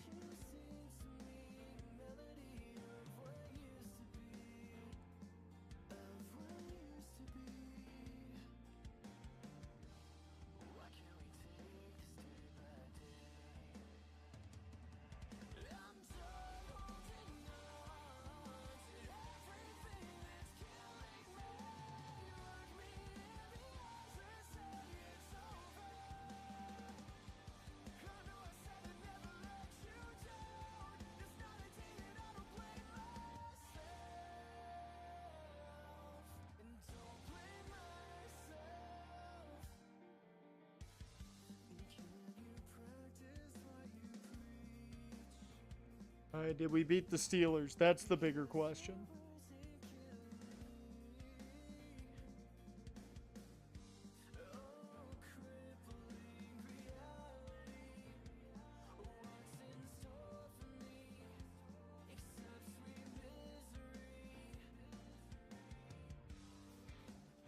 We fall to the Steelers. What is happening? Now, given we've made the playoffs, that's not a question. My bigger issue is that we're falling on our face way too late in the year. And Jordan Chris is now banged up at corner. Not the biggest injury, because, you know, lowest ranked corner. But he was our return man, so that's probably how he got hurt. It's going to make things very interesting. Luckily, I can only hope, we are still the number 1 seed in the AFC. Let's find out before we check the game.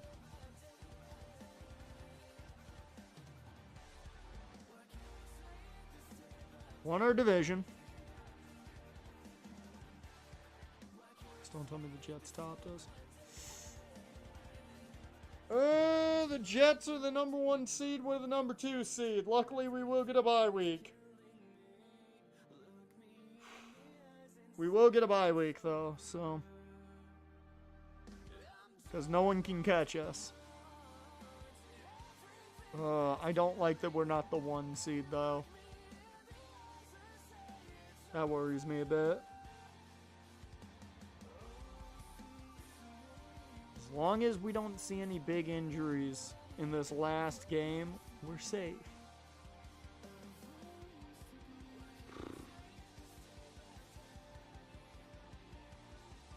See how that game went?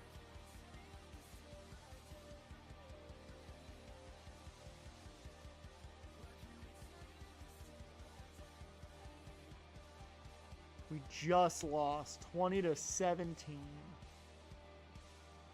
Once again, it's the interceptions. Teddy throws 1 touchdown, 2 picks. Manziel didn't do anything. He was sacked twice. And bad completion percentage on Teddy's part. Come on. Teddy, you can't be falling apart late in the year. Todd Gurley did well. Touchdown, 5.4 yards a carry. Even Swan with 5.4 yards. Gordon, 84 off 10. 75 off 6 for Howard. Andrew DeLeon. Or De Leon. Really good job for him. Eric Brewer, 445. Evans had the one touchdown, 22 off 3.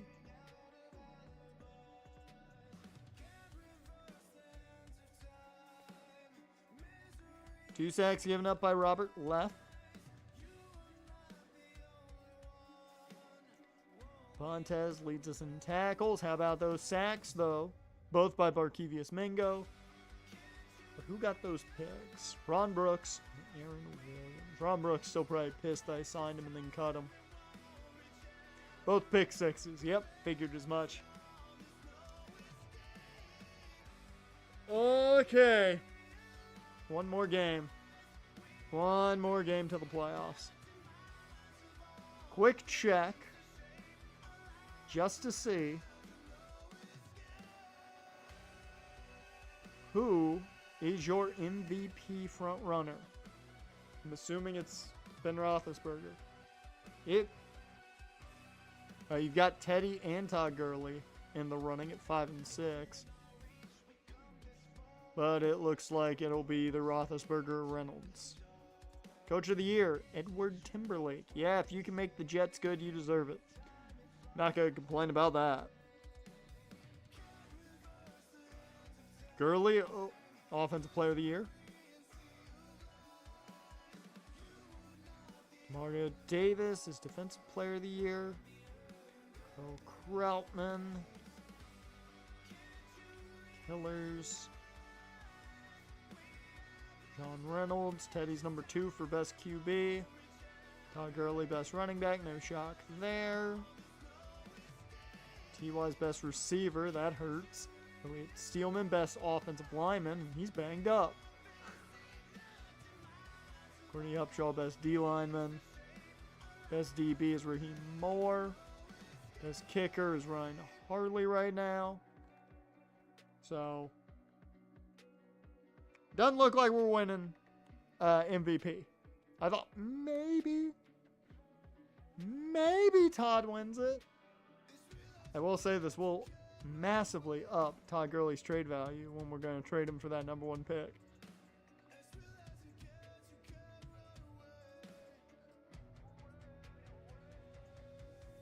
There's so many guys we may resign. Alright.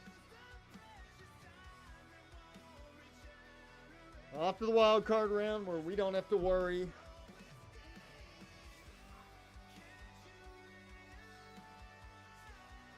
We'll check what happens in this Aftershocks game. I am terrified now going into the playoffs. Luckily, we'll get some guys back, which is good. But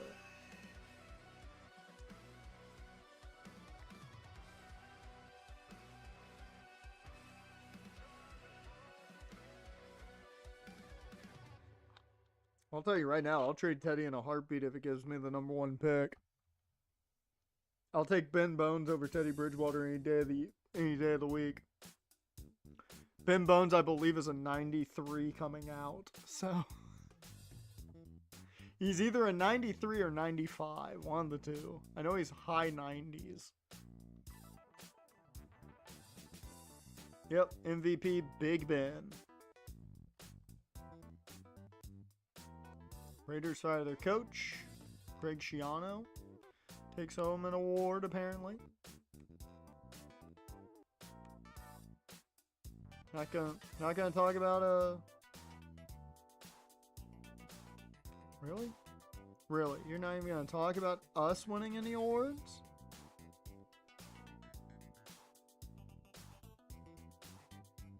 Okay.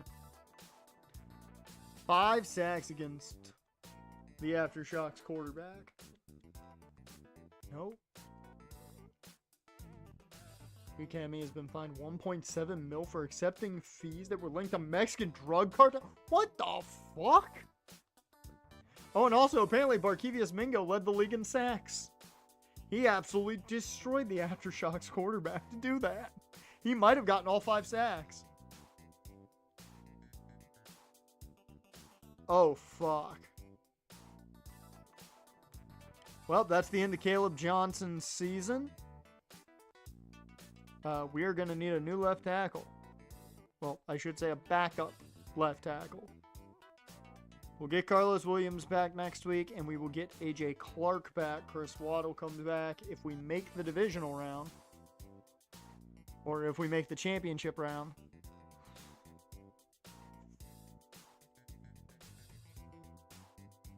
So it is going to be Morgan Moses on the left side.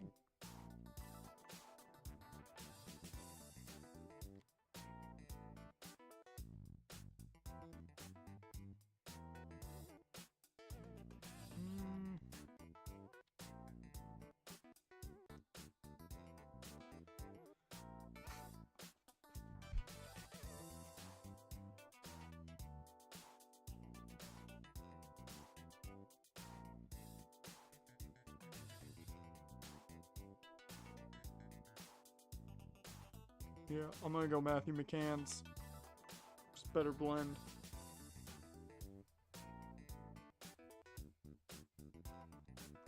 If that's all it takes, I will trade that in a heartbeat. If that's all it would take to get Ben Bones, I would trade that easily. Apparently Mexican coke cartels have an interest in high school football. What the fuck? I mean, it makes sense. I'm not gonna lie, it makes sense.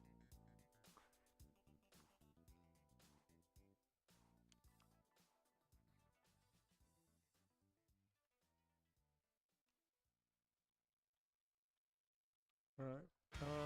Left tackle. Yep. IMG is the best high school you can go to for professional football prospects. Or at least they're the top in the state. Because aren't they Florida? Isn't IMG Florida?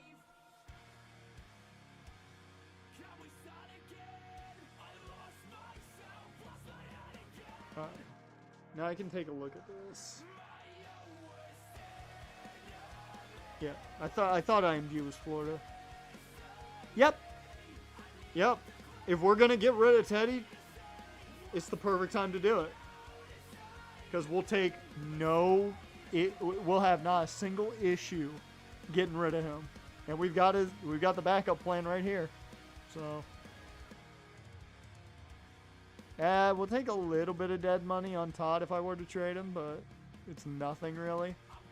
So, yeah, no, we could easily get the first pick. Legitimately, this might be the easiest way to ever get the first pick in the draft. If we don't win the Super Bowl, yeah, Teddy's gone. If we don't win the Super Bowl, easy. Because then I give the guy who was supposedly the best quarterback in last year's draft class the best player in the class coming up.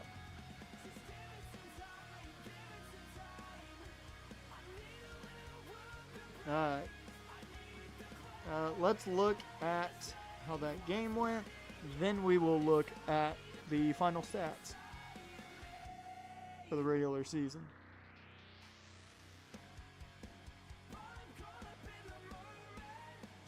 (23-3). Not the most dominant affair, though. No touchdowns for anybody. Bridgewater threw a pick, and Yarborough threw one. So, we did kill the man, apparently, because then Aaron Murray came in. 5 sacks. Fantastic. And Teddy did not play well. Todd Gurley ran well, 4.6 yards a carry, 1 touchdown. Swan didn't do much. That's fine. Receiving wise, Josh Gordon, 82 off 6. Mike Evans, 23 off 5. So we did fine for not getting any touchdowns. Lane Johnson gave up 5 sacks. Yeah, okay, that's how he was the #1 sack artist in the league this year. That explains it. Barkevius Mingo had 5 sacks, all on Lane Johnson's head. Jackie Blunt had 1, and Jarrett Grace had 1, but 5 for Barkevius Mingo.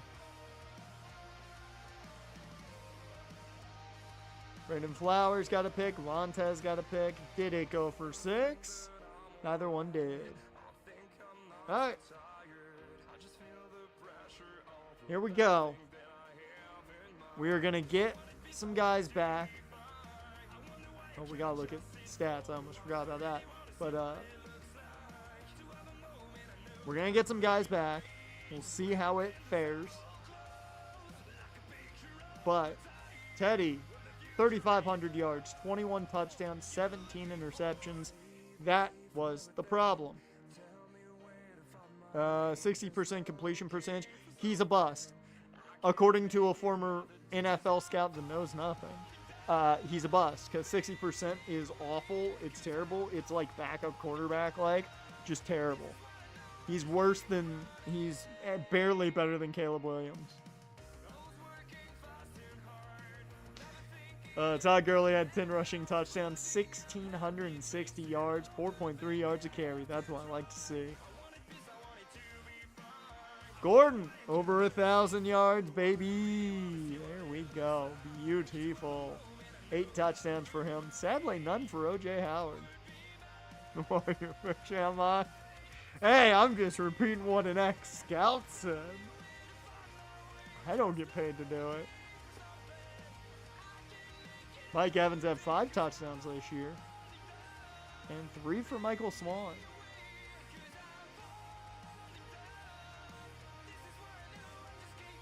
Eight sacks given up by Chris Watt. 3 for Caleb Johnson, who I thought played a lot better this year than last. And Braden.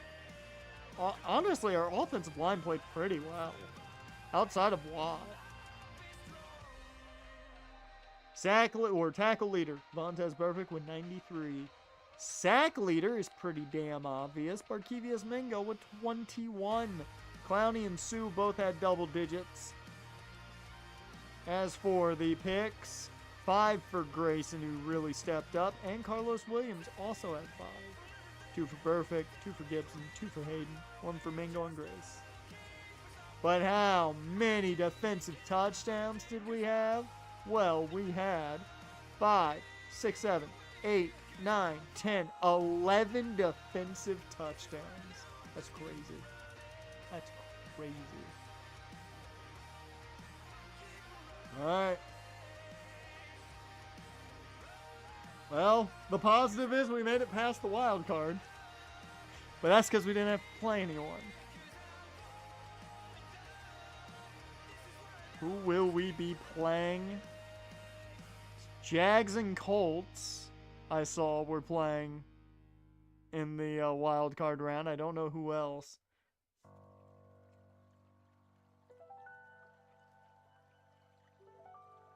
This time the Bears will be trying to trade Caleb Williams. Yeah, right. Oh, God, we're up against one of the teams that beat us. And remember, the Broncos were the worst game Teddy played all year long. 4 interceptions that game.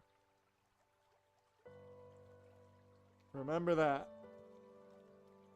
So we will see. We don't need thing there.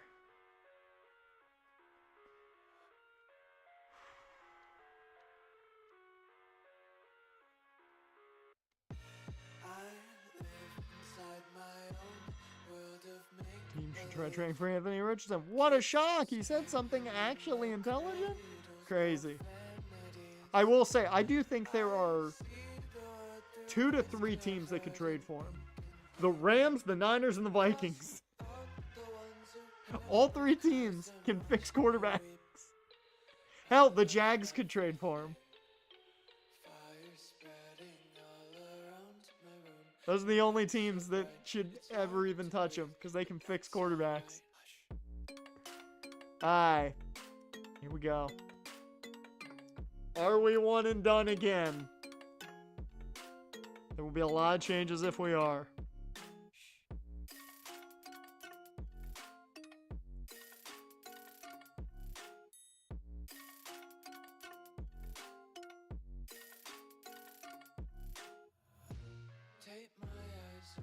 We are not one and done this year.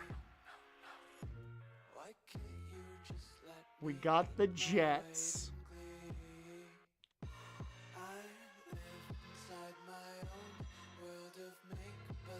He's continuing to shit on Mendoza.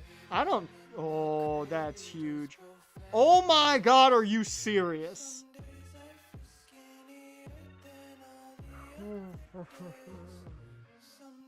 And we will be without Barkevius Mingo for the rest of the season.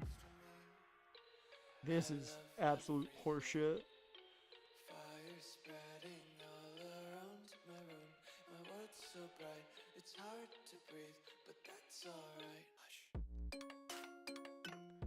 I think Mike Tomlin has definitely kept his job now this year because he wasn't one and done.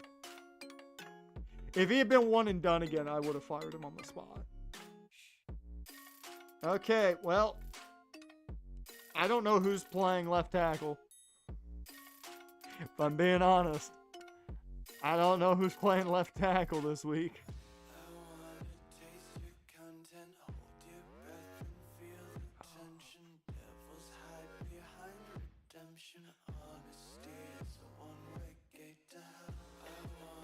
I think I'll take Andrew McDonald at least for a backup role.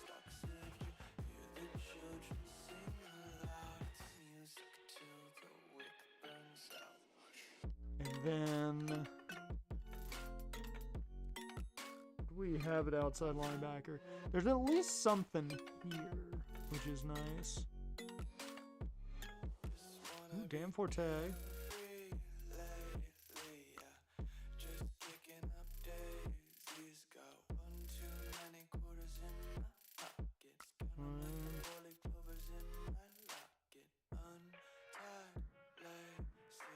I mean, you're not good at, like, any moves,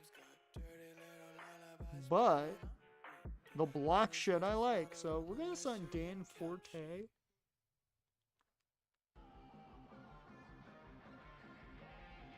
And now we need to make some changes to the depth chart. We get a few guys back, but we lose two pivotal pieces in our backup left tackle.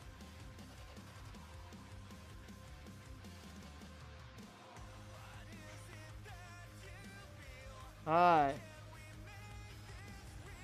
So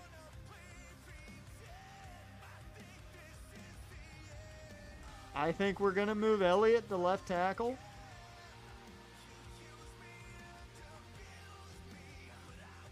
We're going to move Elliott to left tackle while Bowie plays on the right side for the rest of the year.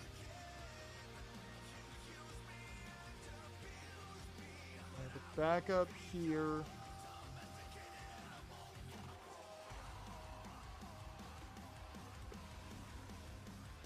McCants will be our swing. So he's the backup at kind of both spots immediately. And then you have Andrew McDonald behind him.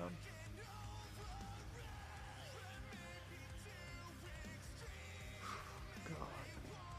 We are in a rough situation here at tackle.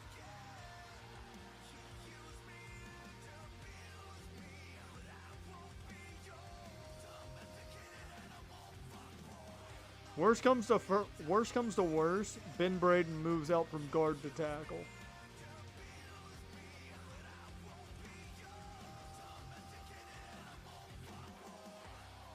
Alright. Oh yeah, I forgot we have Legrins. We don't need Watt. We're actually fine. Yeah. Okay, I think that's... Well, no. Pass rusher, I forgot. Alright, well, the easy part here is Curtis Williams is now the starter on one side, while Davian Clowney, of course, takes over at the other spot.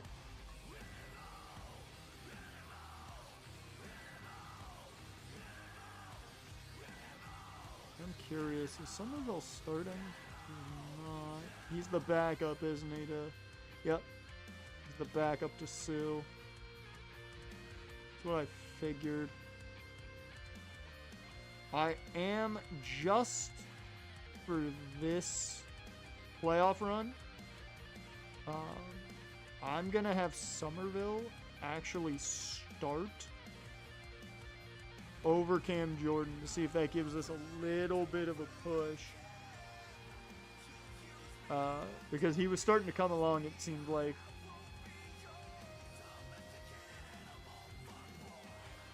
Alright. So we are up against the best team in the AFC. It is the top two AFC teams, as the Bucks and Eagles will meet each other. We're not even going to worry about what happened in that Broncos game. I'm not even worried about it. I don't want to know.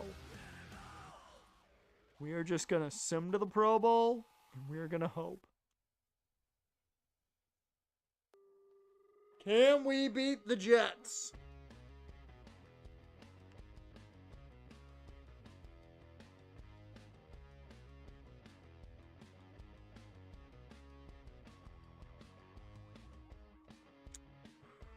Just watching the advancing week.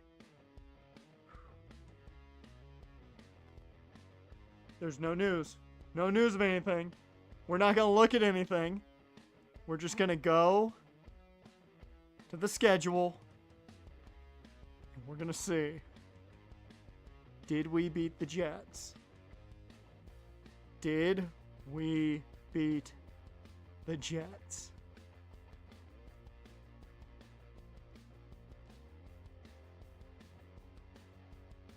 We're going to the Super Bowl, baby! Teddy got banged up. We don't know if he's out. We'll have to check. But he got banged up. We destroyed John Reynolds. $144, 1 interception, no touchdowns. Teddy threw 2 touchdowns, 2 picks. Kalen had to come in. The rookie out of Cal. He got hit once, Teddy twice. Only 1 sack, and we took out John Reynolds. That's crazy. Good day for Teddy Bridgewater outside the 2 picks.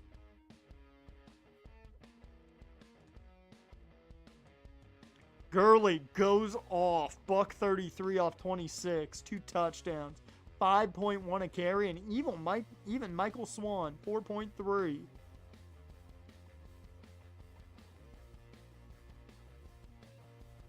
I figured Evans was coming back. We'll see where he goes. It'll be very interesting. The rumors are he's not coming back to Tampa. Speaking of Mike Evans, 7 catches for 53 yards and a touchdown. 6 catches for 82 for Josh Gordon and a touchdown. A.J. Clark's back, catching 5 for 74. T.Y. had 5 for 72.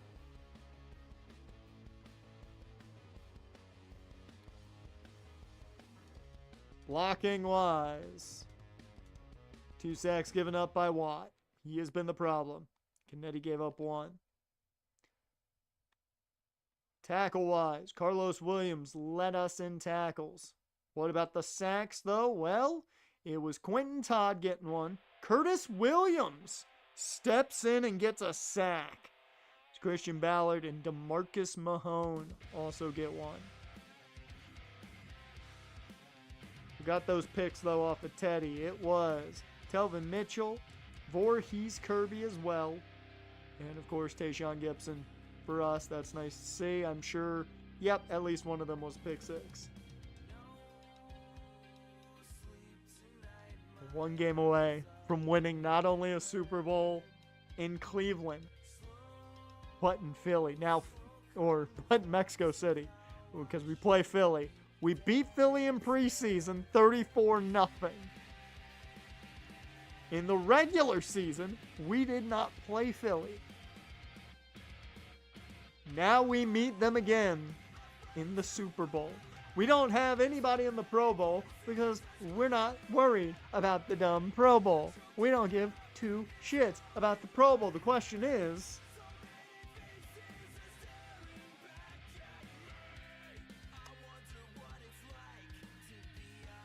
Chris Watt will not be available. And neither will the rookie Denard Somerville.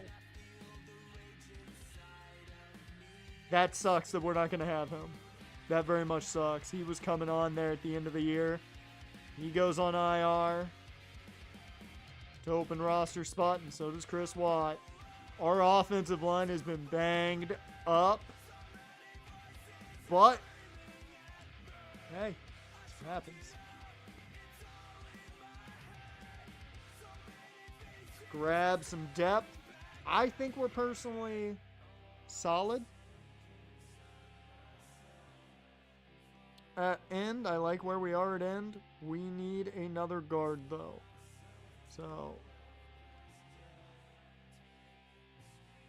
this is just for depth.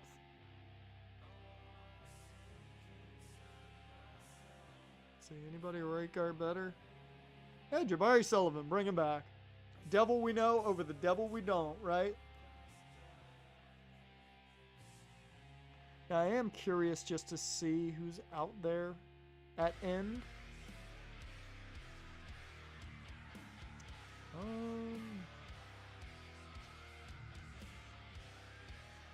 I actually would not mind the depth, so I might bring in Eli Onku. Fits our scheme.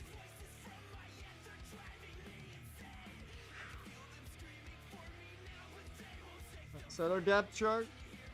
Let's get ready.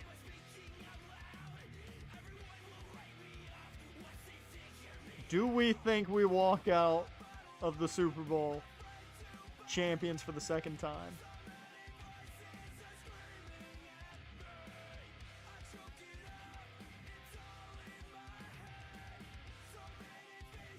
Liner. Let's get Eli Unku.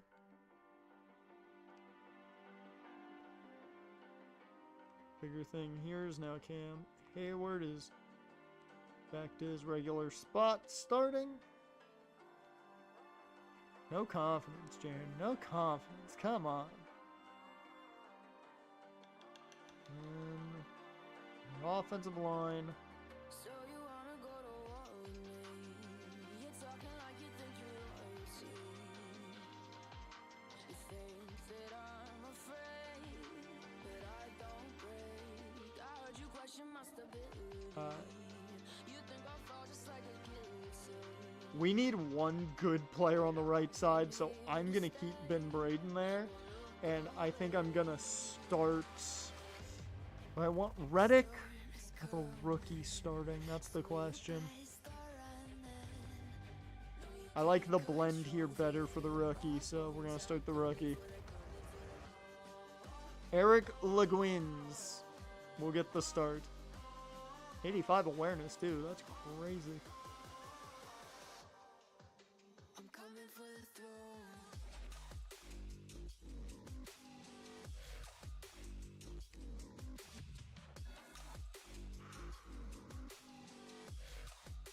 I'm coming for the throne. No Ben Bones. We win this. Teddy was the franchise quarterback. And he will have played his entire career in this series with us.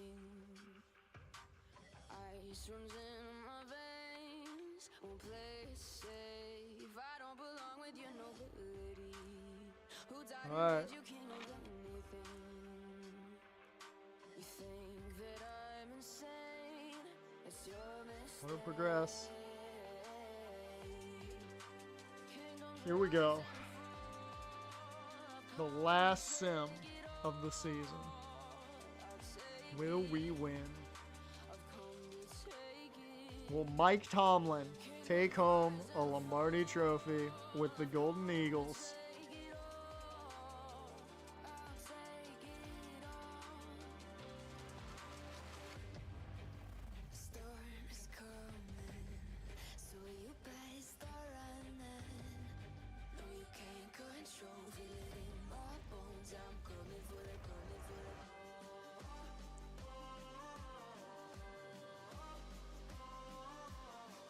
perfect song to end on, too.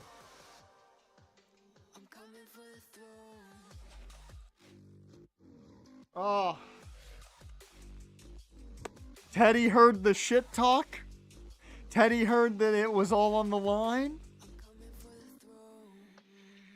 But that is it. We have not only won a Super Bowl. Holy shit, and I get a trophy. The Cortland Finnegan Legacy Award. Okay, cool.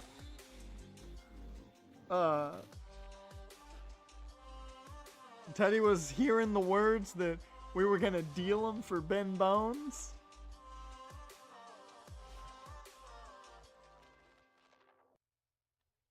And we need to get our head coach back.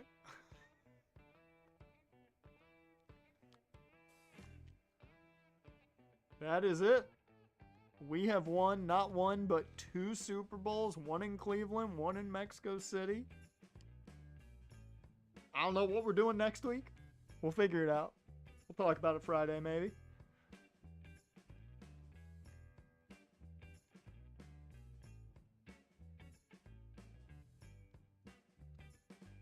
And we won handedly, 35-21.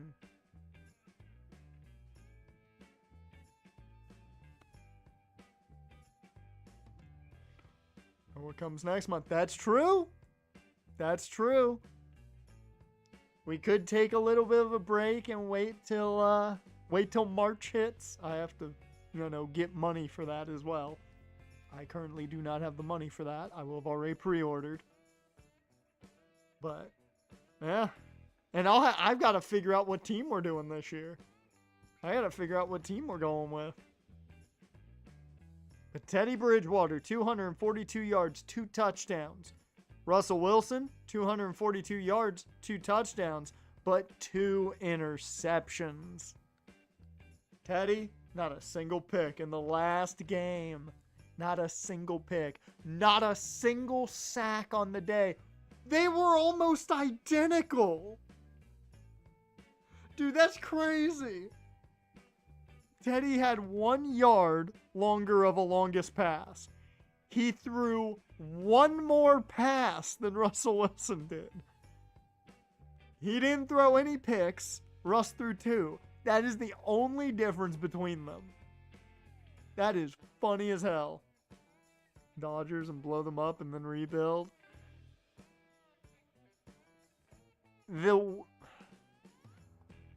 The way it would take to blow up the Dodgers, though.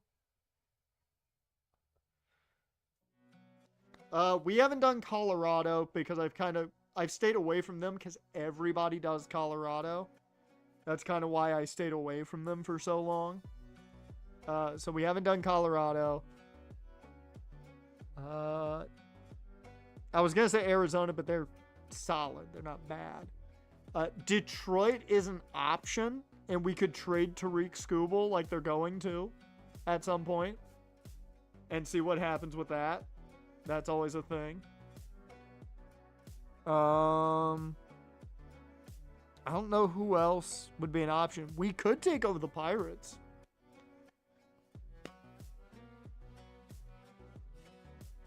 God, they were almost identical. That is crazy.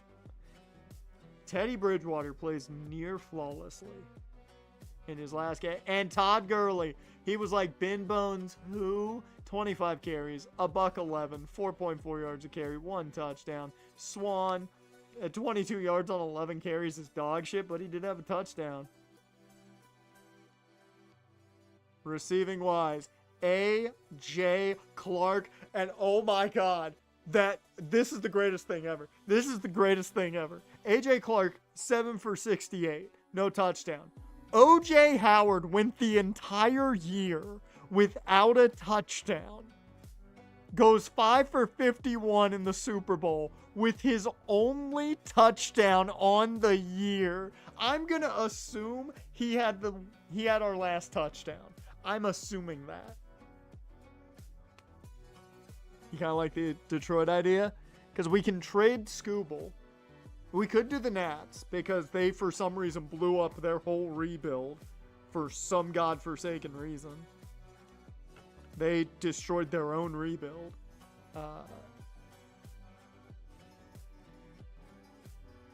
If we did Detroit, I would trade Tariq Skubal because that's what they're going to do. Like, that's not even a thing. They've been trying to trade him. Mike Evans, 4 for 42. Josh Gordon, 3 for 54. The second touchdown. I can't believe this team did it.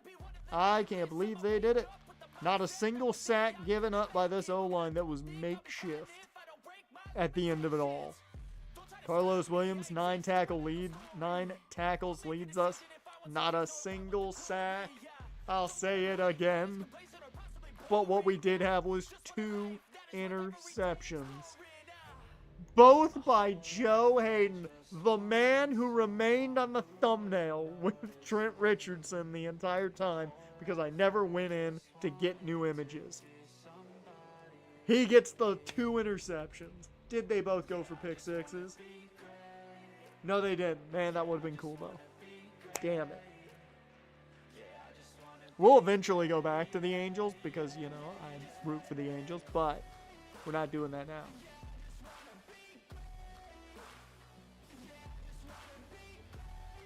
The Nats are interesting because they blew up their own rebuild for some godforsaken reason, so they're interesting. I really do like the idea of taking over the Tigers and then doing what they're going to do, which is trade Tariq Skubal. I think right now those are the 2 options. We take the team that literally put themselves in a hole, or we take the team that's going to put themselves in a hole. Let me save, because this is it. And we just want we want to save this for prosperity's sake so we can remember this team that got us here. With an injured core by the end of it all. With Mike Tomlin, who was coaching for his job, essentially. Because if he went 1 and done, I was booting his ass so quick. We did it. And to think, we won the Super Bowl with 2 of the weirdest coaches. Jason Garrett and Mike Tomlin. That was our Super Bowl winning coaches.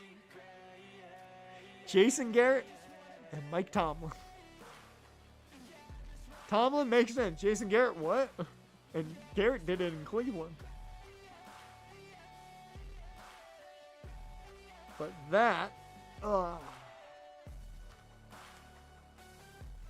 didn't put themselves on a hole because Skubal might not be traded. It's never a smart team. No, they're going to. They've been trying to trade Skubal already. He was nearly on the Dodgers. He was nearly on the Dodgers during the winter meetings. Like, Skubal's getting traded. The Tigers are out here just going like, hey, you want him? Hey, you want him? Hey, you want him? I don't know why they're doing it, but they're doing it. I mean, it's mainly because they're broke. But, you know.